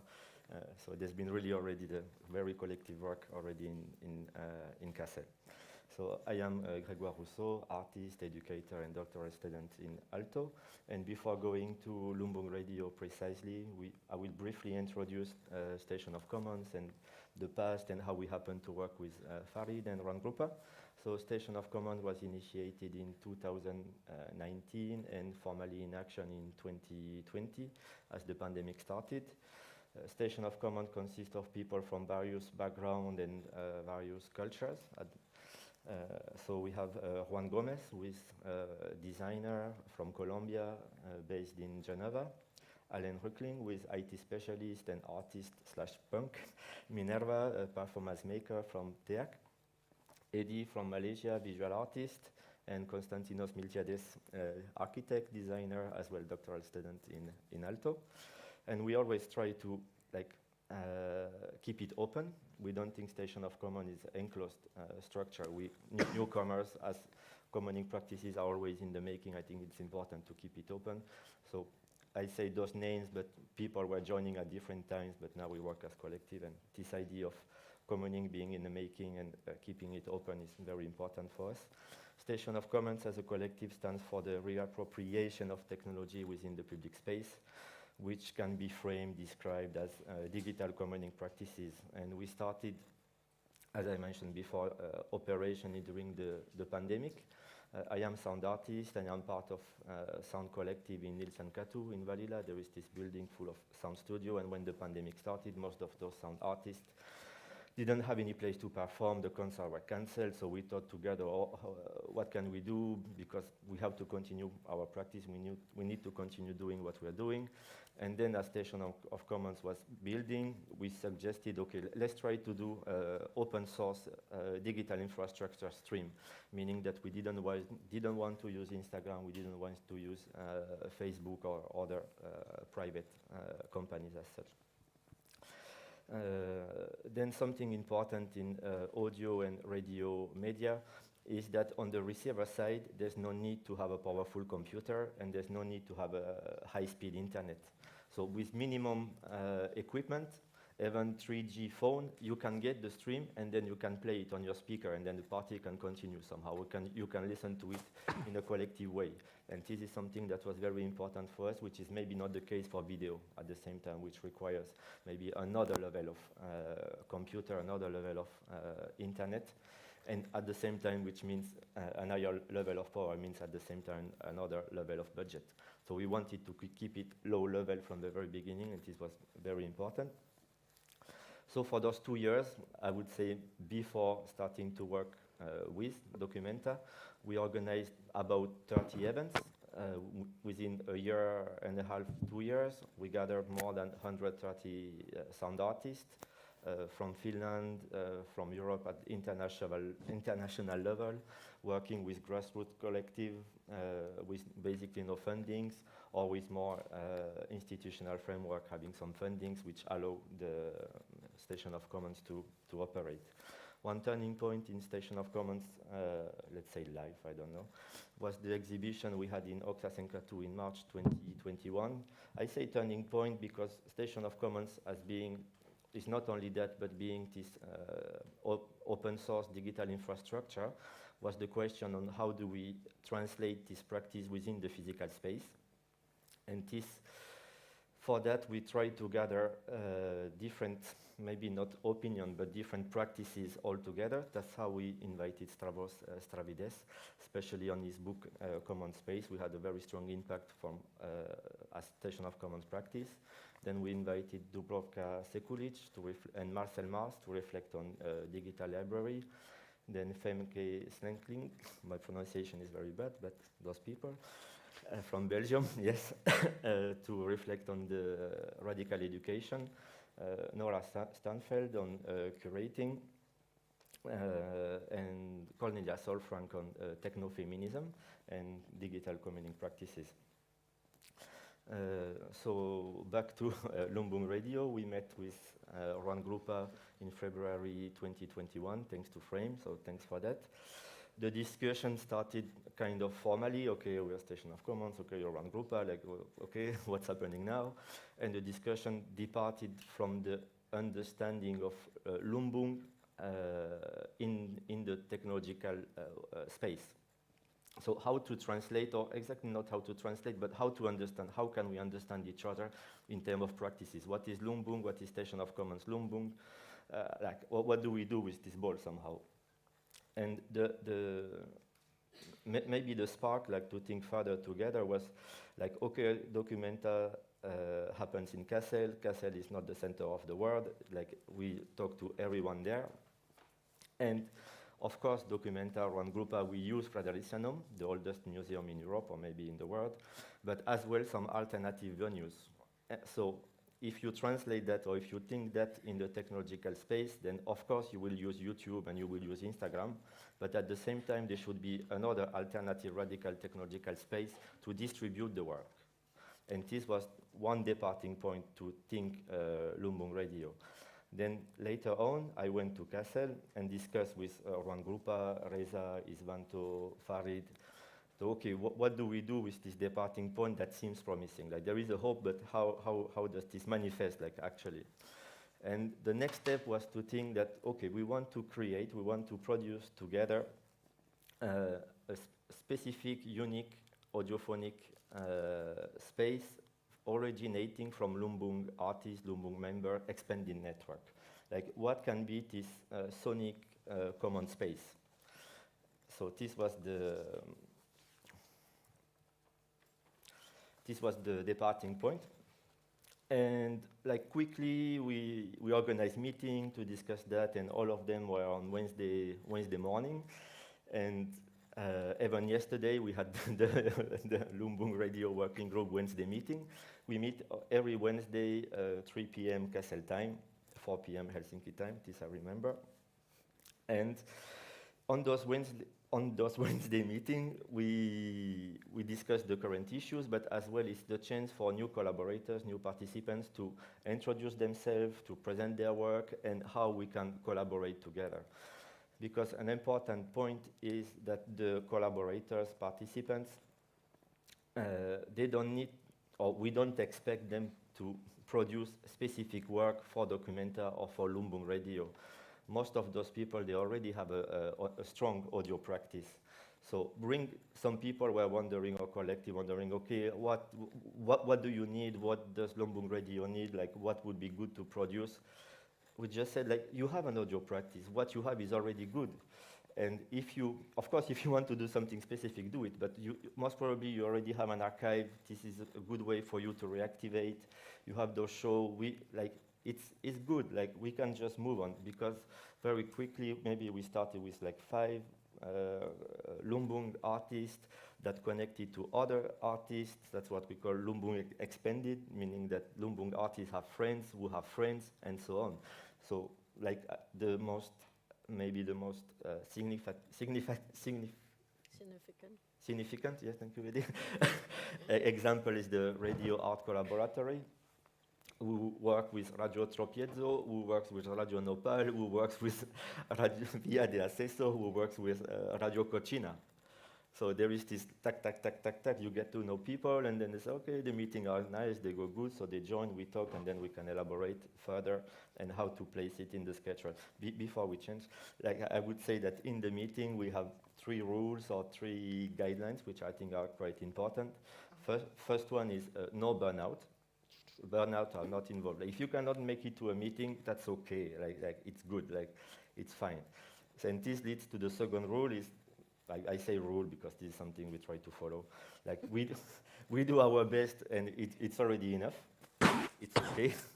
And the third thing, which I think is quite important, is that mistake can happen. You know, it's like when you work in a collective of 20 plus people, mistake will happen, you know, and it's very important to understand that it's not like a personal attack, or that it's like trying to challenge some whatever. Like, mistake can happen, and then we just say sorry or not, and then things can move on.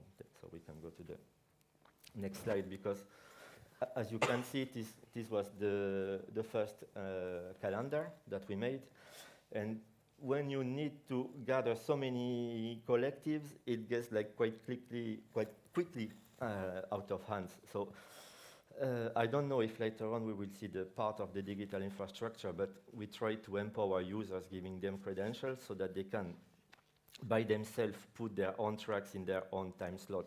So if by mistake it would be like one collective, and then like another collective would put like his own track on top, you know, sometimes they are strong ego, and they're like, okay, why did this happen? Like, okay, it happened because mistake can happen. Okay, so the next time it will be good, and then we can move on to the next.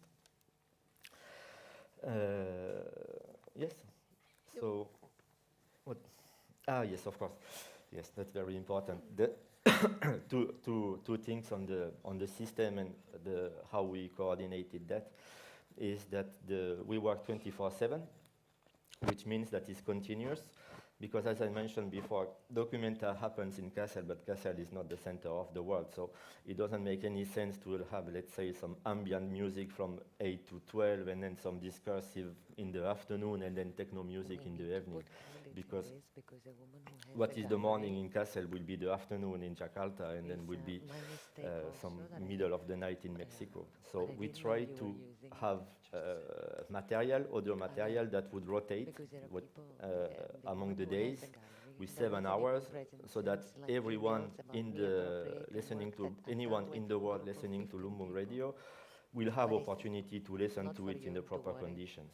Yes, and that connects as well to the other side of this collective, is that we work with people from Jakarta, from Morocco, from Congo, of course from Germany, some people in Helsinki, then Mexico, Colombia, so many different languages, and languages are most welcome. We work with people with Chinese Mandarin.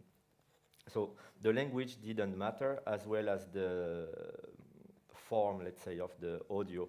We welcome interviews, folk music, electronic music, DJ set, field recording, silence, and so on. So there was no limitation in that sense.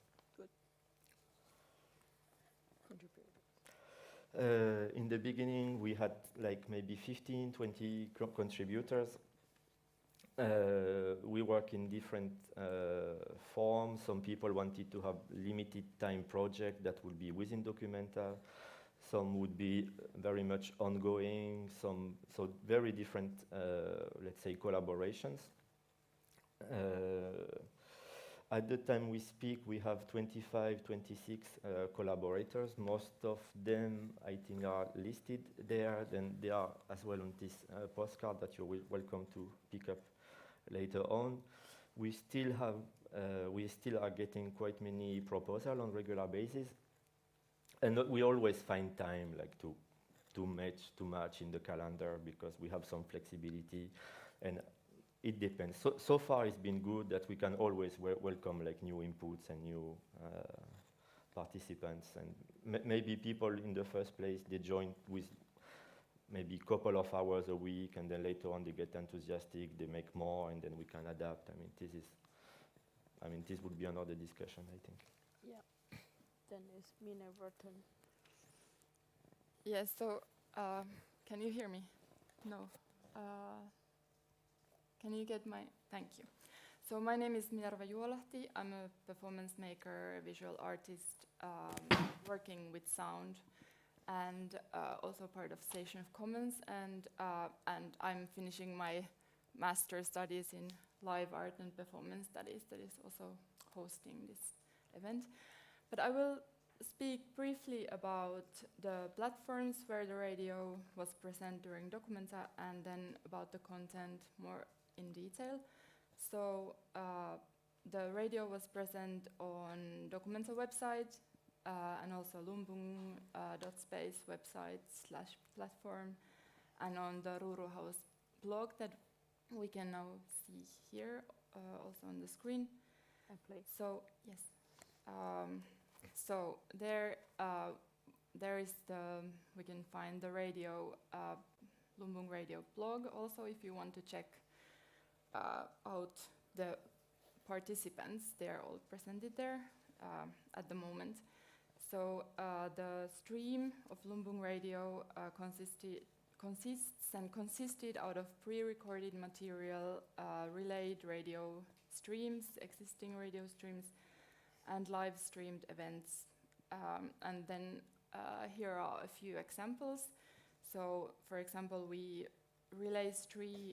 one relay stream example is Radio Al-Hara, that is a Palestine-based online radio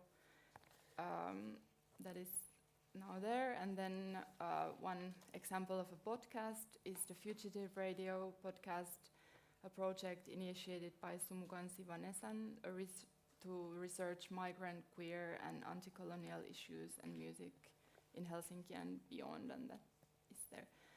So, and then we also had contribution from the Station of Commons local network, from Myös Collective, Musaulla Kolla, Charm of Sound Association, and then Kiilan Äänipäivät Festival. And then you can go to the next slide. And then one important part of this radio also were the live streams, and then we are also live streaming this event, so also this discussion is played on the Lumbung radio at the moment, and for this stream we only use one small recorder and a laptop that you can, if you want to see, there. So then also the idea is to work like with really small, easy to use equipment, so that it would be also accessible for people. And then during Documenta we live streamed concerts, DJ sets, discussions. And then we have one example of one live stream from the Documenta opening week. That was Nasi Daria From Jakarta. And you can press play. So Nasi Daria is an all-female multi-generational ensemble, a pioneer of Qasida music from Indonesia. Yes. Inilah Nasi Daria.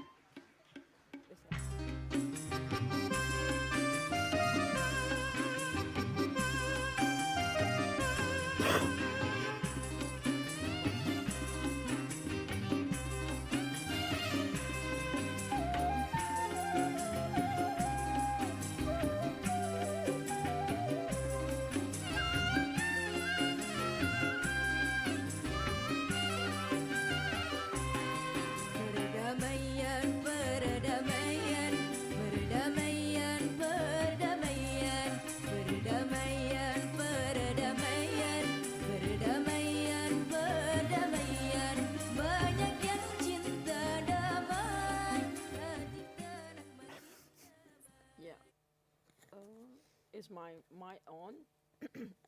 Hello. Yes, I'm Eddie from Malaysia, but I'm based in Helsinki now. I'm a student in Kuvata de Academia. I'm from Time and Space Department. So in the beginning, I was an intern for Lumbung Kiosk and Lumbung Radio. And then in the middle of way, and then Station Commons asked me to join the collective, and so now I become part of the collective now. So yeah, these things can happen now. Yeah, yeah. So I want to talk about the Lumbung Love. So Lumbung Love is a collective. They are actually formed during the Documenta time. They are mostly the Lumbung member or Lumbung artist or the collective invited by the collective. Their form become a Lumbung Love collective, so you can find them in Instagram. And then how do we meet them? It was like we went to hang out in the good school kitchen, collective kitchen, and then some friends like, hey, some people are doing this, collecting a love story during the Documenta time. And then there was like, we were talking a bit, and then we turned out like, hey, we can do the recording and put it to the radio, so why not? So we did that. So this is, those are the Lumbung Love collective members. Yeah, this is in Rural House, and then it looked like it's as I remember, it's like Saturday early morning, and then we started to do the recording. And then let's give some time to listen to Lumbung Love. It's like maybe less than a minute. Yeah. Lumbung Love, Lumbung Love,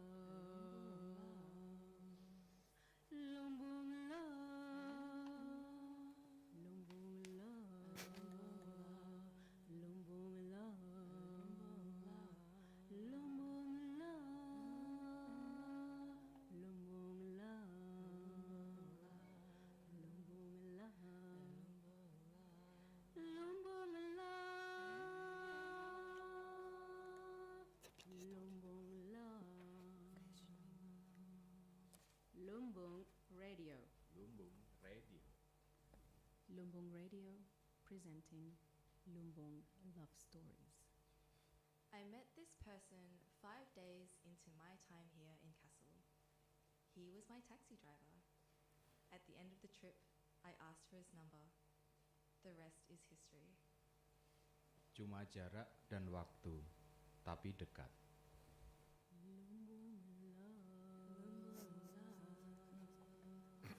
I fell hard for you. I loved making eyes with you. From afar, your gentle touch, sharing about our collectives and where we live. I'll remember our first karaoke song and our last. But you really should have told me earlier that you had a partner. I started taking prep before Documenta because I knew there was going to be a lot of Lumbung love. أهواك بلا أمل. We were swimming at the Fulda, topless. We were so high. You took off your sandals and had the funniest 10 lines. I said, your feet look like tigers, and we were laughing so much. Later that night, I said, I'm shy, but can I kiss you? And you said, yes, thank you for asking.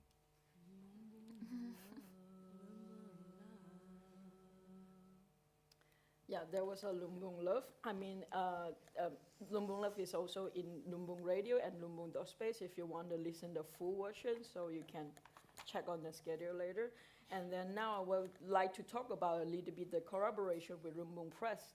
So this is the poster of a Lumbung Press, and Lumbung Press, the technician or the people who take care of the Lumbung Press, actually they are musician too. So turned out like they wanted to have a jam in the Lumbung Press, and then Grégoire and also friends of Grégoire, Victor was invited. So we were doing the live streaming and also collaboration together. And there's a video for that. In Documenta Halle? Yeah, this is in Documenta Halle. I mean, because I record everything with my phone, so yeah. And that drum actually is like built on the top of the offset print machine. Yeah, and also I remember there's some cinema caravan people too. Yes. And this is Grégoire.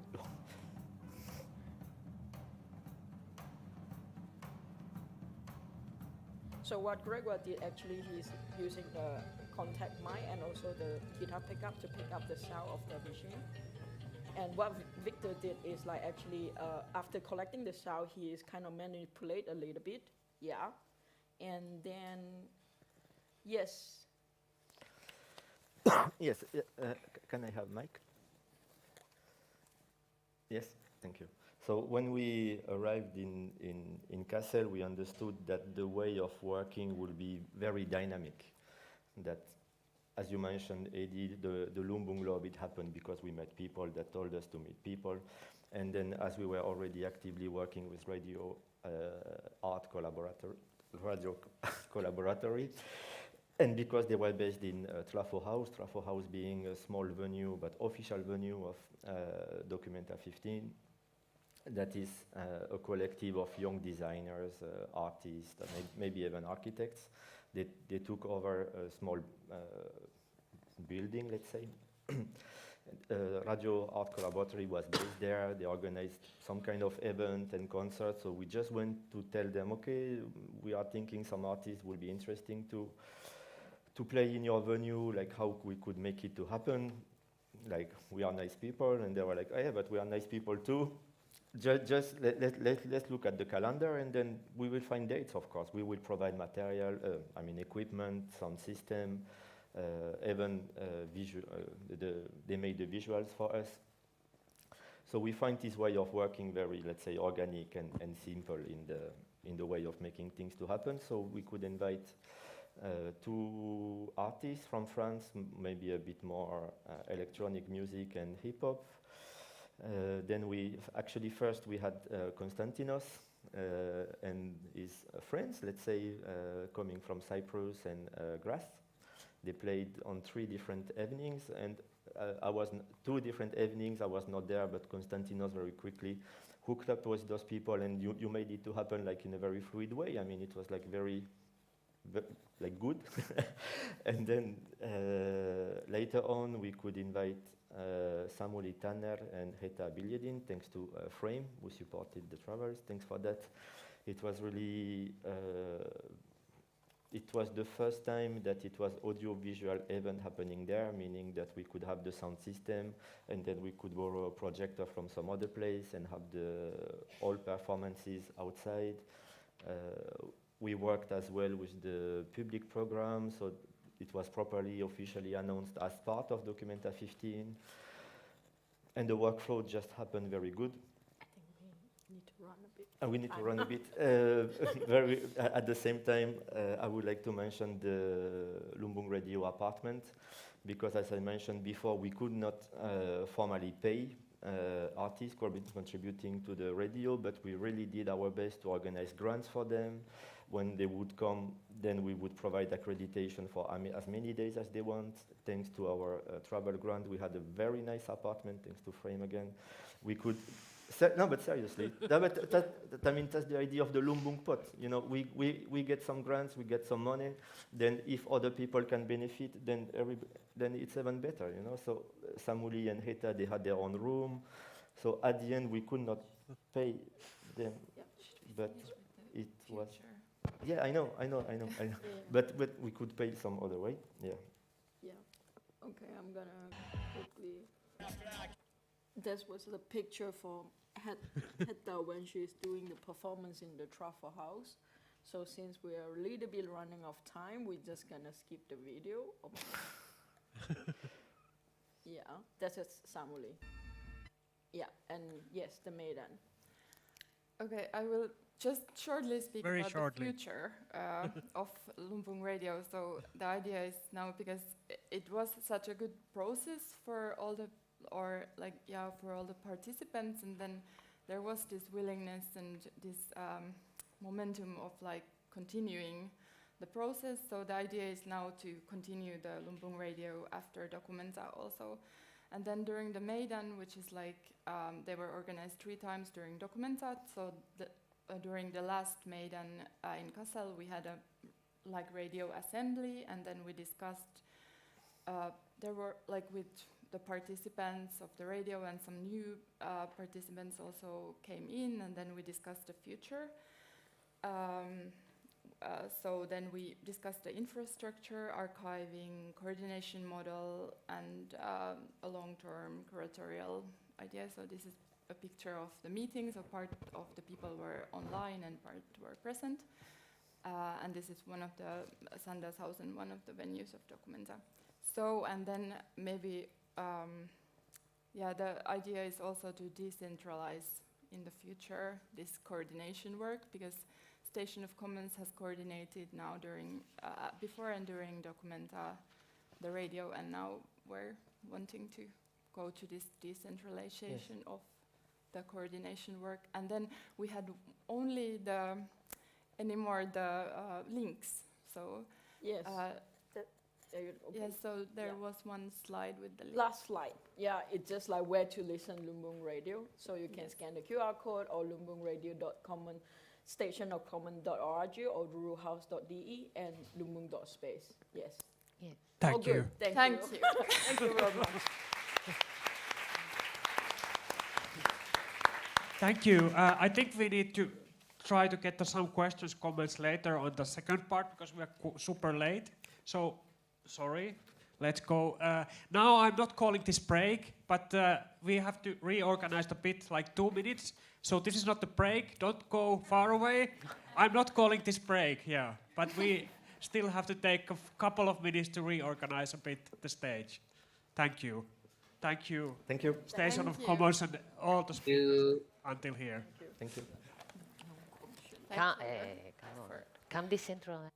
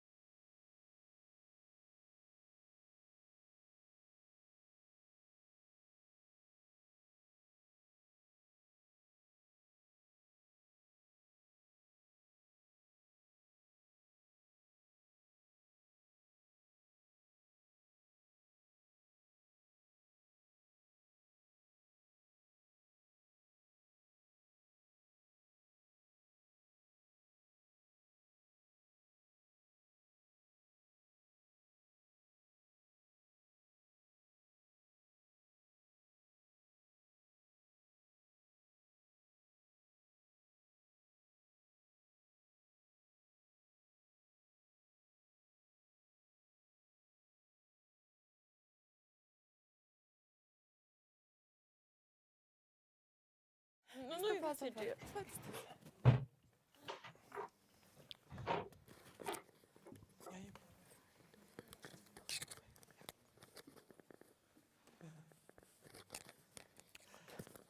empty chair.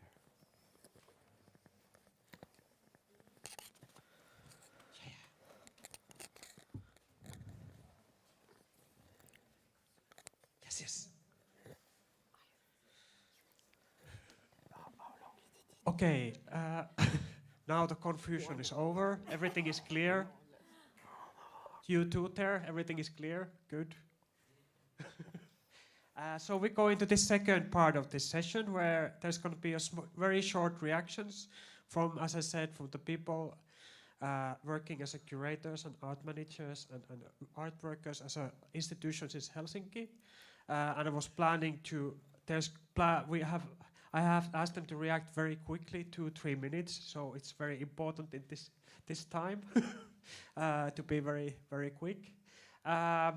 So I was hoping to start from Dahlia and Broul, who works as a as a head of board at Catalysti Arts.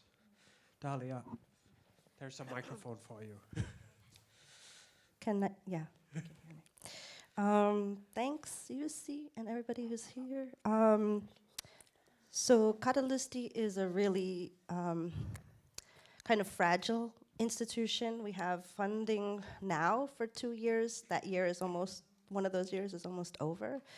And the Lumbung is actually, I think, inadvertently kind of how it's worked even before I came, but it's obviously, Lumbung is even more inspirational in that it really divided the resources and management. And I think the thing that I wanted to reflect upon is that when Farid said that it's about certain people's practice and whether we want to learn from them or not, our way of working has been a little different. I think, of course, when we have given out the responsibility to make curatorial or programming decisions, those people then use their own criteria to create the content.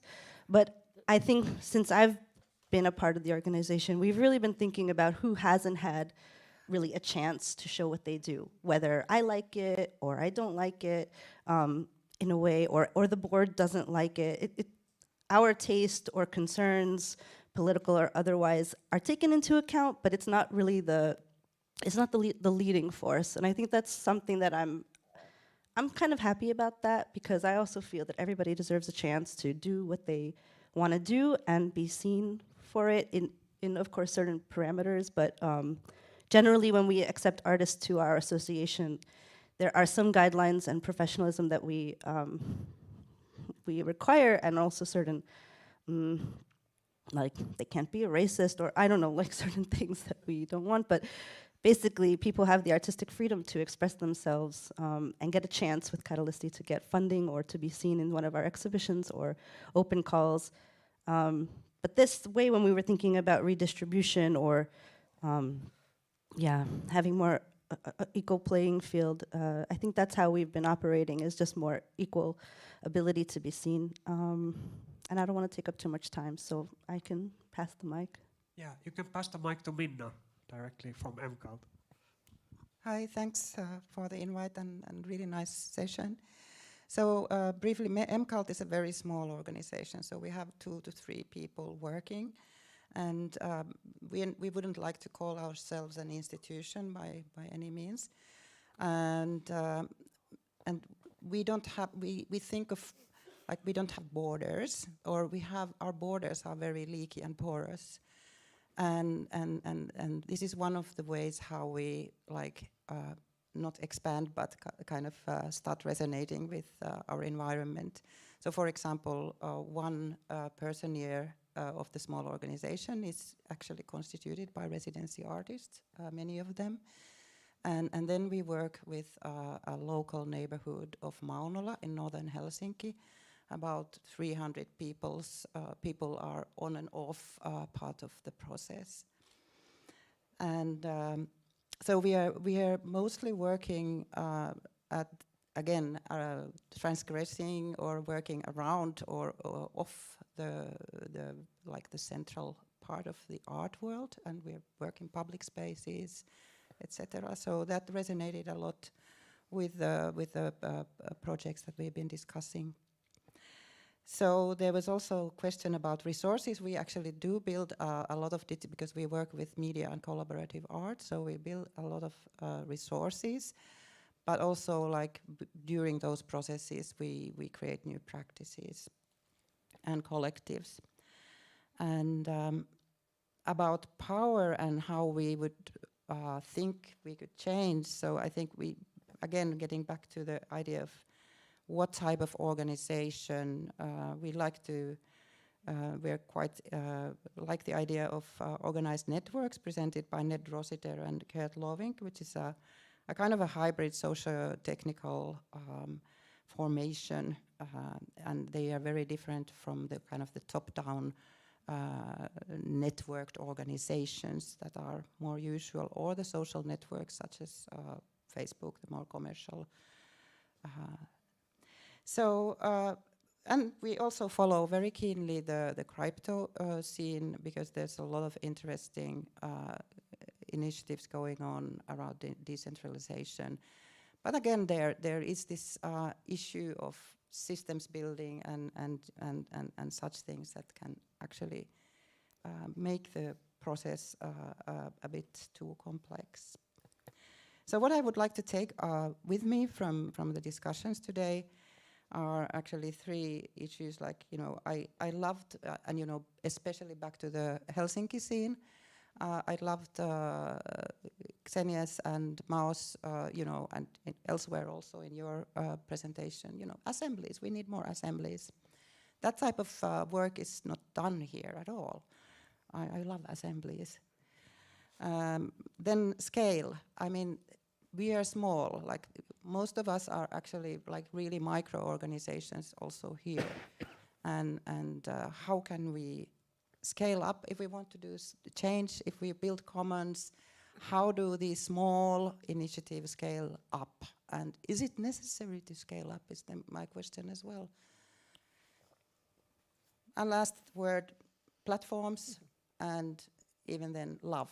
You know, I loved the ending of the presentation. Thank you. Let's go to Paul. Thank you, Minna. Hello, everybody.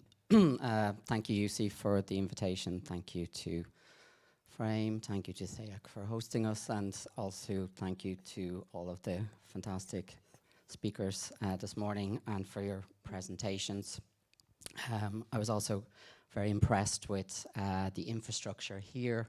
Although there was a little bit of glitch in the system occasionally, I was very impressed how you've transformed this space, but I was also very impressed about how each of the organizations or para-institutions or collectives transforms the infrastructure within which they're working in order to produce and create other kinds of infrastructure. I think this is also very, very important way of working in terms of thinking about decentralizing and re-centralizing the decentralized within organizational structures, which in themselves are also infrastructural. And I think I am the artistic director of a very small organization, and I've been for the last 5 years running it with Elisa Savanto and many other brilliant part-time people who we have brought into the organization, and we have a board structure, and we are in a way 80% privately funded and 20% publicly funded, so it's also affects in a way how we organize ourselves.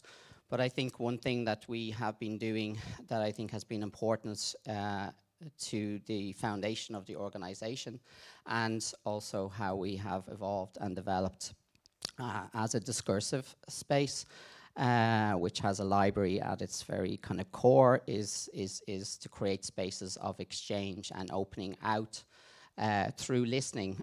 We began the organization by organizing a series of listening sessions in 2017. And out of those listening sessions, we recognized that there was a lack of spaces of criticality, but also lack of physical space, infrastructure, funding, places where people could meet and do things together. So out of this, these series of listening sessions, we set up a program called Para Hosting, where we host other people's organizations, other people's infrastructure, and we hopefully provide them with some extra infrastructure, extra resources, so they can do what they propose to do to us. And in a way, we become them and they become us, and vice versa. But para hosting has been a really important part of how we have decentralized collectively, and also how we have used the very basic infrastructure that we have in order to help support the para guests or the work of others. One of the things that has evolved out of that process is Shape Helsinki, art map and online digital platform, which hopefully many of you will be familiar with. But Shape is small Helsinki art project event spaces, and when we wrote that down on a sheet of paper, it managed to read the word shape, which in a way is a kind of awful name for an art map of the city, but we stuck with it because we recognized that it would be clearly identified as having this kind of like multiple layers of readership. In relation to, just tell me to stop when you want me to stop. Yeah. Like 1 minute or something, like half a minute, if you want to wrap up. I will just wrap up with one response to the discussion earlier. I think one of the things that in my own practice and in the practice of publics is to always be very suspicious of what you're doing yourself, and to ask the people you're working with to be suspicious of you. And I think that we all build into our practices this kind of intentional fallacy that we have a particular narrative that we tell, and stuck within those narratives there's also other stories, there are other conversations happening elsewhere that are in a way made less visible by our kind of like complete narration of our own practices. So I just want to kind of introduce maybe this idea of intentional fallacy into what we do, but also what the other organizations do, and maybe what gets left unsaid, and so on and so forth. But maybe we can bring that out in the conversation afterwards. Thank you, Paul. Let's go to Pilvi. Hello, everyone. Thank you. Firstly, thank you for Frame for organizing this fantastic event and all the fantastic talks earlier this morning. At Emma, well, I guess I present maybe the biggest institution here, an organization here today, and I think it's very important to reflect on what kind of issues are dealt with bigger, and how does it differ from the grassroots organizations. But I also, when I was listening to the presentations, I saw that there are a lot of similarities, and also something that we can really learn from the smaller organizations. But during the past few years, we have been thinking at Emma very much of the question of whose voice is being spoken in the museum. I think that's something what Paul was kind of also saying, that we really need to, if we want to be a democratic institution, which means multiple voices. It's not only inviting multiple voices there, but then also how to deal with partners we are collaborating, and how do we let their voices become live within our activities, so that we wouldn't be, as a museum, kind of an all-knowing authority like the museums have been earlier, especially. These are very actual questions, but not only due to that, or our attention in these questions is not only kind of follow-up of the actual questions, but also the structure, how Emma is structured. And I would like to quickly highlight that, because Emma's structure we as institution are a little bit different or quite different than many others, even internationally, but especially here in Finland, because everything what we do in collaboration. We have several collections which we admin, but then we speak through these collections and all the activities together with these commons and societies which own them. So sort of it's in our DNA, but to kind of always collaborate and kind of co-create things and not to be kind of the authority of the narratives. Thank you for the presentations and all the reality you were bringing in this kind of collaborative style of working, because I really recognize many of those same difficulties or challenges. It's never easy to do work collaboratively. Because commons, like you mentioned earlier, commons are about social relations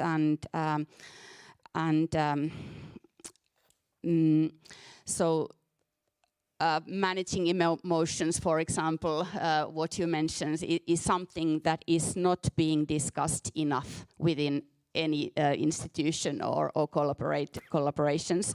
So that is definitely something I will think and bring to Emma, and we could kind of give words to this field of projects or our processes. And also there were fantastic examples of what working in network means. I was really impressed by your calendar. I thought I was in a big institution and we had several kind of a project suitcases to handle, but well done. So it can really be kind of a big managing thing in smaller institutions or networks and collaboratives. Anyhow, so it's not only us. I think in the future we will even more think of how to decentralize this collaborative work at Emma, and it's balancing with the structures and with the spontaneity. And I think what we can bring into this discussion are the structures. We are kind of professionals of structures, but then where's the space in spontaneity, and that's already of course something that we have been thinking of a lot, because we want to bring artists' voices to the audiences and people's awareness. So but we can also be a partner in these kind of collaborations who can bring resources, and there again there are I think it would be really good to combine also different kind of sizes in collaborations. And we can even provide spaces, because that is especially after pandemic, I think that's something that we really need, even though we are familiar in working in networks nowadays, which is good and fantastic, but it's also good to offer resources and spaces and platforms, and that's something that Museum of the Future can be. Thank you. Can you pass the mic to Raija? So Raija is a Frames director, so here is the institutional voice from this side. Can you hear me? Is it working? Yeah, so I'm Raija Koli. I'm Jussi's boss, and just a few short words about Frame. We are a funder, we are a producer, and we are a lobbyist. As a funder, we give grants for international projects. Thank you for thanking me, Grégoire, for your opportunity to go to Documenta. But I have to say I was disheartened to hear that you had a fancy flat but no salaries or wages or fees. So that's I think is not good. And that's a question I'm interested in listening to. All the collaborative work is always about. I'm always thinking about money. What's the money? How can you afford to be doing these things? Is on my mind. We are a producer, so we are a producer. We produce events and exhibitions, and almost all of these in collaboration with institutions, with collectives and individuals. And we are a lobbyist. So one thing that we are lobbying for, besides more funding for contemporary arts in Finland or visual arts in Finland, is that there is an unbalance in public funding in Finland towards institutions, and then paradoxically towards artists. So collectives and small art spaces in Finland are really underfunded, especially within contemporary art, visual art. So that's one aspect of the communication projects that we do at Frame.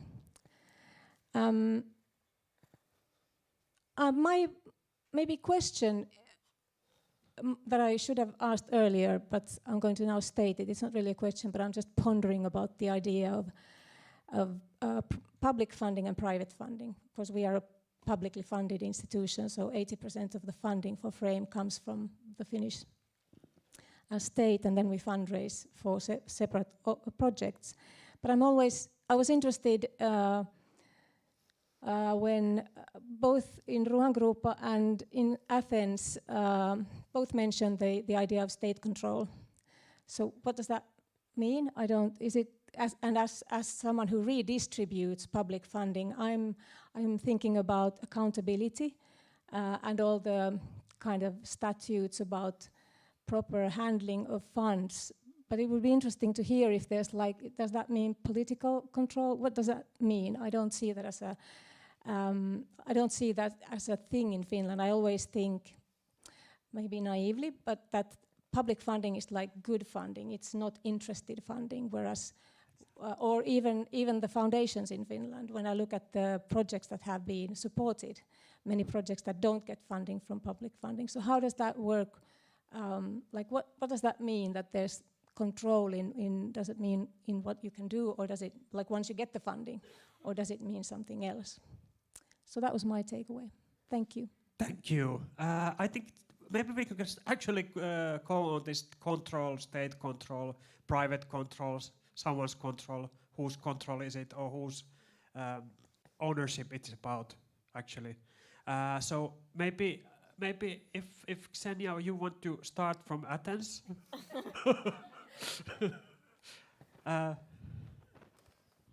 Sure. I wish I could talk more about the projects that we do instead of this, but it ends up always like this. How to start? So there is this, again, please excuse me that I'm making this disclaimer that I'm trying to speak in English and explain in English words something that sometimes in language cannot be translated. And also it has to do with language, obviously, but it also has to do with the context, yeah, or the place where you're talking from. So two words that are very similar in English, and we use them, but then when I'm trying to look at them in Greek, in reality, like public and state. They're two very distinct categories, and now more and more now, and many years now, we're talking about public and publics overall, and public funding, and then there is state funding, state money. I don't know how to distinguish the two, but maybe they're the two sides of the same coin. For example, public funding for us is funding that comes from the Ministry of Culture, which is state because the minister is appointed by the new prime minister. I mean, this is the genealogy, let's say the structure. So maybe that affects. It's only been a year and a half that within the Ministry of Culture there is a specific division, department, state-controlled, state-appointed, that is dealing particularly with contemporary art. It's only been 2 years that there is an indexing that sounds really amazing, that people can upload either if they're freelancers or artists, their credentials or who they are, and then they can apply for funding. There is the first, after the pandemic, is the first time there is procedure guidelines, a proper email, a telephone number, or a contact person that you can actually send an application to. So yeah, the control part, I think, I wouldn't know it because I don't work for the state, and it's always very political, obviously, but as somebody who was delusional in the previous decades about this idea of independent or changing the institutions from within by creating Trojan horses, para-institutions, and all these illusions and disillusions that I'm dealing with in therapy, I have to say that, yeah, I really don't know how to position myself.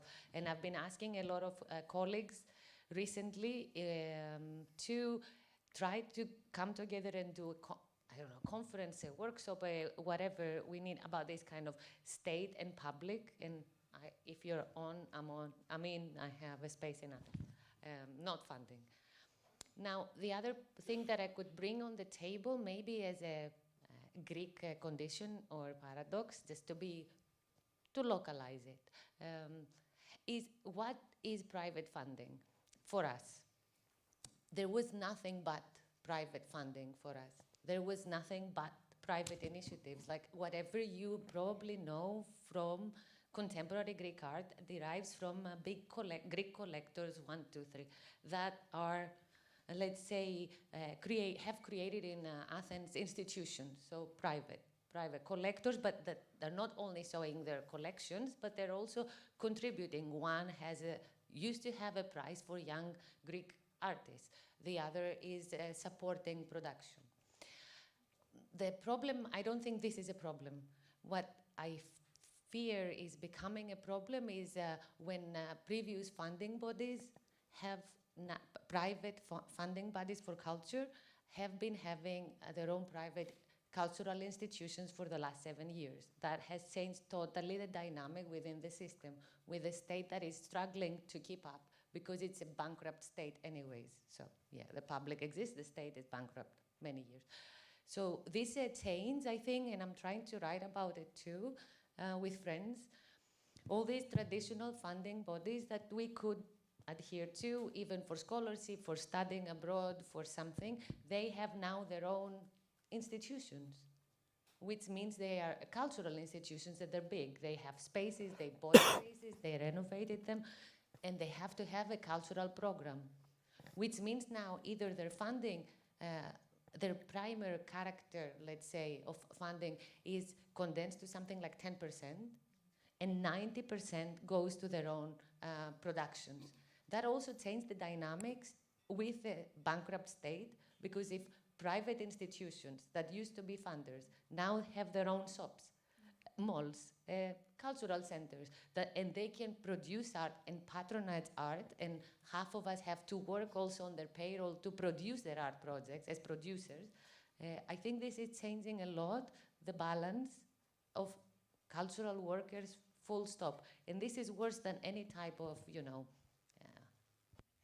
post-Berlin Wall fall state control scenarios, particularly in the 21st century. I think the second part for me is a little bit more scary. Thank you.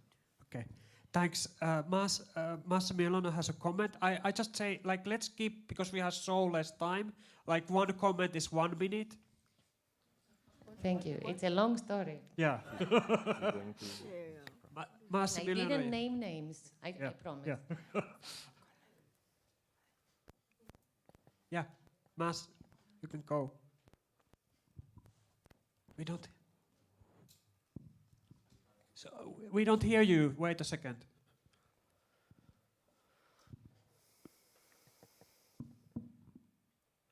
We don't hear you.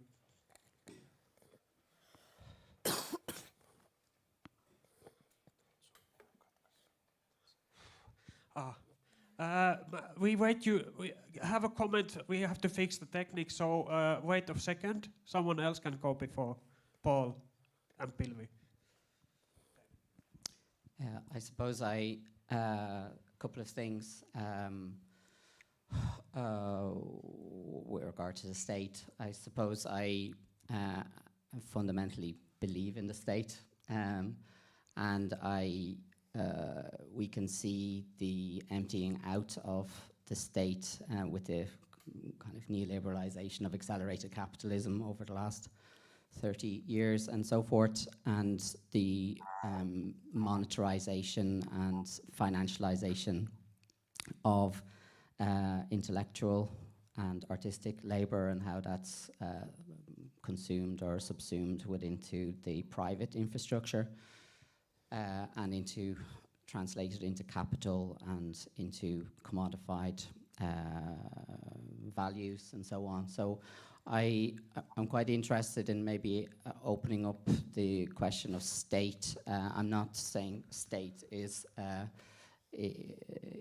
necessarily the good side of the flip side of privatization of labor, but I'm also opening up the state as a space of potentiality, as a space of self-determination, and also to recognize when thinking about the seismic transformation that I believe curatorial practice and the global art world will have gone through with the incredible work that ruangrupa did in Documenta. It is, as everybody says, a game changer, whatever that means. But I also like to think about the necessity for this game changing to have happened because of this antagonism towards the so-called state, and how the state is ultimately a matrix of individuals and so on that ultimately contribute towards it being the good object or the bad object in Lacanian terms. But I want to maybe ask a question of Farid. It's really been like with me for the whole last couple of hours, and it is the statement that you made where we said we managed to buy those machines, and I'm really fascinated by who the we are in this context, and I'm also fascinated by the process of financializing those machines and their potential space of transformation that might happen with them. So maybe it's a kind of a question to Farid, but also this kind of maybe as a statement, the fact that we rely on the state, we rely on the art world, and we rely on lots of other kind of financial infrastructures within the worlds in which we operate that are so-called bad objects, and that ultimately we have to collaborate with and be in dialogue with and so forth. So maybe it's a kind of both a statement and maybe a question to Farid about who are the people that enabled the buying of the machines, and what was the decision in terms of the purchase of them, in terms of the we-ness, and then also the question of capital and money and who decides. Pilvi, do you want to go? You want to? Yeah, let's have your comment and then go to Farid. Yeah. Yeah, I would like to raise your attention to one quite a tricky thing I've been myself thinking as a representative of a museum institution lately, because there are two tendencies which separately are actually quite good tendencies, and the one is this decentralization of institutions, and for example art museum institution of not being all-knowing institution. And then at the same time about this funding, that it's going more and more towards private capitalizing and funding, and even the foundations, even here in Finland, but this is especially the phenomenon abroad, but also in Finland, that the foundation-based money is also private, and there are different agendas for using the money. So maybe that's good. It brings more money to the art field. But then when you combine these two facts, I think that who is then kind of using the power in there, because museums really have been losing that kind of a position of authority, of good taste and selection, and this. In the end, it's of course good, and we need that. But then in the end, the question which is left is that what happens in there? We have a platform. We are a Kunsthalle type in the end, if you think of this process to the end. So there are tricky things also with these actually in the beginning tendencies with, I mean. Tricky things with the tendencies which are supposed to be and meant to be positive in the development of art making. Thanks. Let's have a Farid. If Farid want to answer who bought the machine, and then we go to Mao's comment. Yeah, thank you. I think the we is for us. It's our collaborators and ourselves. It's not us, ruangrupa. We didn't benefit financially from it. How it happened, I have to ask for details. So I might be I have to confirm whether this is correct or not, but from what I know, it could be considered as work, and then therefore an institution like a museum could buy that work. That's why it was acquired, let's say. But then that becomes like a question of ownership, no? Like if those machines were actually acquired by a museum, whether the usage of it and all those kind of stuff is owned and have to be controlled or have to be agreed by the new owner, or actually it's still run by the Lumbung community. In this sense, in this case, Lumbung Press is kind of like particular because the interest has been there for a while, since before it opened, of course, for a year before the Documenta 15 opened. But then right after it opened and it's working, then interest really picked from the team, from the artist, from ourselves, you know, like all those kind of stuff. Then in the end, like we couldn't publish everything that we were planning because time ran out basically. So maybe it's going to continue, or the plan is to continue afterwards when it's installed, etc., etc. It's not by any sense finished. The transfer to Barcelona, it is a headache of its own still to move everything, but then at least conceptually it continues. And then I think, like, because there was a question as well, if I can, about that state. I'm talking from a context where, like, you know, it's a failed state, no? Like none of us, at least in ruangrupa, if not many in Indonesia, never trust the state, our state, and we never trust any state that way, or we always have been. What was the term that was used before? We're always not skeptical, but that is my own word. We're always skeptical towards any state, including state funding, because it came from above. Everything that comes with that, this is simple for us, or it's simplified right now for the sake of time. From my side, when it comes from top down, for us it's always skeptical. Yeah, we're always skeptical towards that. The problem with Documenta is it was communicated to us as if it's not a state project, but in the end, in practice, because of the supervisory board, etc., etc., they're only politicians. There's no one coming from proper art world, let's say. Ministry of Culture, yes, but they not all of them understand art, no.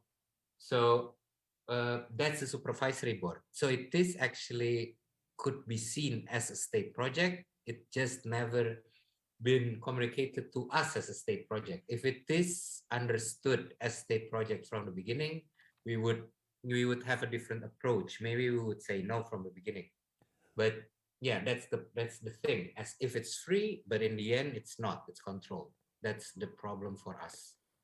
Hopefully it's simple enough, or not too simple also. Thank you. Mao, you had a comment earlier. Yeah, I had a very quick comment about the state. Well, first, I think one of the good things about having actually artists thinking about the public, the private, and the state is that, as Farid says, things come from practice. And so the theory is reshaped in the light of the practice.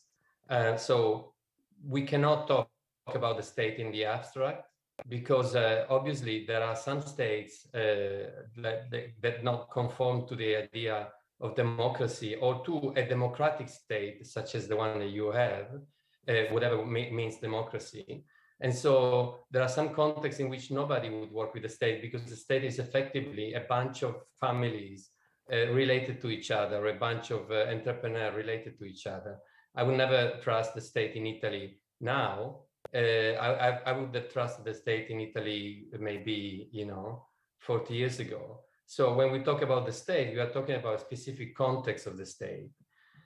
In the context of Greece, at the time when we were doing the Biennale, there was Syriza who had occupied the state. They had never had a radical coalition. And at the same time, there was an absence of the state, of the public structures that the state is supposed to provide. And the absence was filled out by the solidarity movement. So in that moment, we are not talking about a classical state. We are talking about a coalition of left-wing people who occupied a democratic, a kind of a so-called democratic structure, making really democratic, but that didn't last very much. Because I think, as Farid says, the state is a machine that is working with very old rules, and it needs to be changed, and which are often top-down. Obviously, in your case, you have a better state, and you probably work more democratically. But the problem of the state is that the state had old rules through which it works, and a lot of activists are actually looking at reforming that. And also, to end, there's no possibility of having any commons without a state. The commons, since the Roman law, are spaces that are recognized by states. And so you have to deal with that. There's no commons without capitalism. And actually, the interesting experiments that are coming out now are of commons that work to reform the state and to make it bottom up. There are many experiments that are happening of commons that are working as let's say, form of avant-garde or a kind of laboratory, experimental laboratory, to change the way states are ruled, at least, in some context, like Naples, for instance, an occupied space which I work with. So yeah, it's context, but it's also scale, in the sense that I was listening. It's true that small organizations have a problem of scale, and between the small organization and the state, or the small organization and the private corporation that Xenia was describing, there is a need for middle size organization. And that's why I think the Biennale format, at least in Athens, was working super well, because there was a space where you could have a better operativity in terms of timeline and in terms of scale. Unfortunately, when you have only state, the very big and the very small, these are the two sides of an old kind of colonial capitalism we know very well. So that's my comment. Thank you. Hey. Thank you. We are super late, but I still want to very quickly bring Minna, Dahlia, and Station of Commons here. Just one very short comments, because from all of you.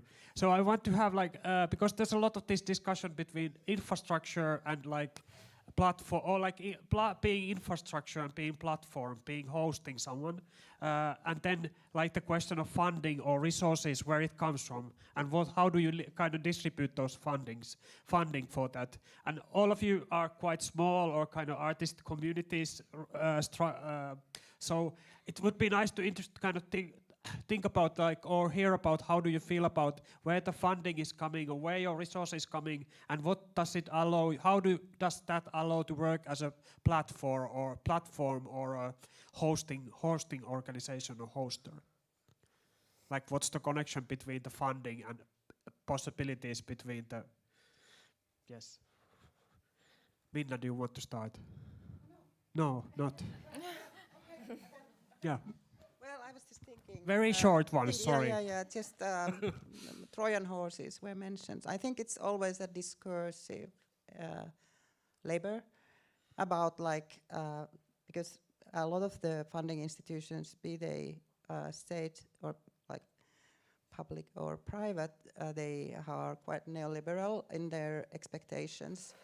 And if you want to do activist projects or something that you feel that has to be done, you just need to do the labor of discourse and a kind of, it's not lying. It's just like fleshing out or carving what you want to do, but in their language. I can continue from here. I think the most important is to change the methods how we work. So we try at Emma investigate new ways of collaborating, with artists, so that, for example, in commissions, so that it's not an ordering the work, but it's inviting for mutual brainstorming and starting kind of a commission work from the scratch, and listening and learning in these processes. Or when I listened earlier this presentation of Documenta, that there were artists that weren't presented in the galleries, that reminded me of an kind of a past exhibition which we made, No Ordinary Moments, where people in the audience asked, where have you found these artists it was our collection exhibition, so we had acquired those works in the collection, and there were several artists that people didn't know, and the works were also commissioned and acquired. But anyhow, so I think that kind of examples are what we are trying to do, and not to get stuck with one method or example of with the way of doing things, but listen to how others do in the field, and getting ideas and inventing new ones. I think that's how the finance really goes to different streams. I just wanted to make a comment before also answering that question, because Raija, when you talked about the state, I was thinking that Frame, of course, does the Venice Biennial, and this is a state project. So I'm sure Frame has had many experiences of what it's like to have a state, a force that umbrellas what you do. And I know that Venice, has had its experimentations, but not so many, because it is a state thing, and it represents Finland in a really important and big way. So that just came to my head, and so, yeah. It's not only that the funding comes to Frame, but you work also with this exhibition. So, okay. And then I wanted to say, concretely, what an organization like Kalhama really needs, because we think all the time, what will we do without funding? How to operate without funding?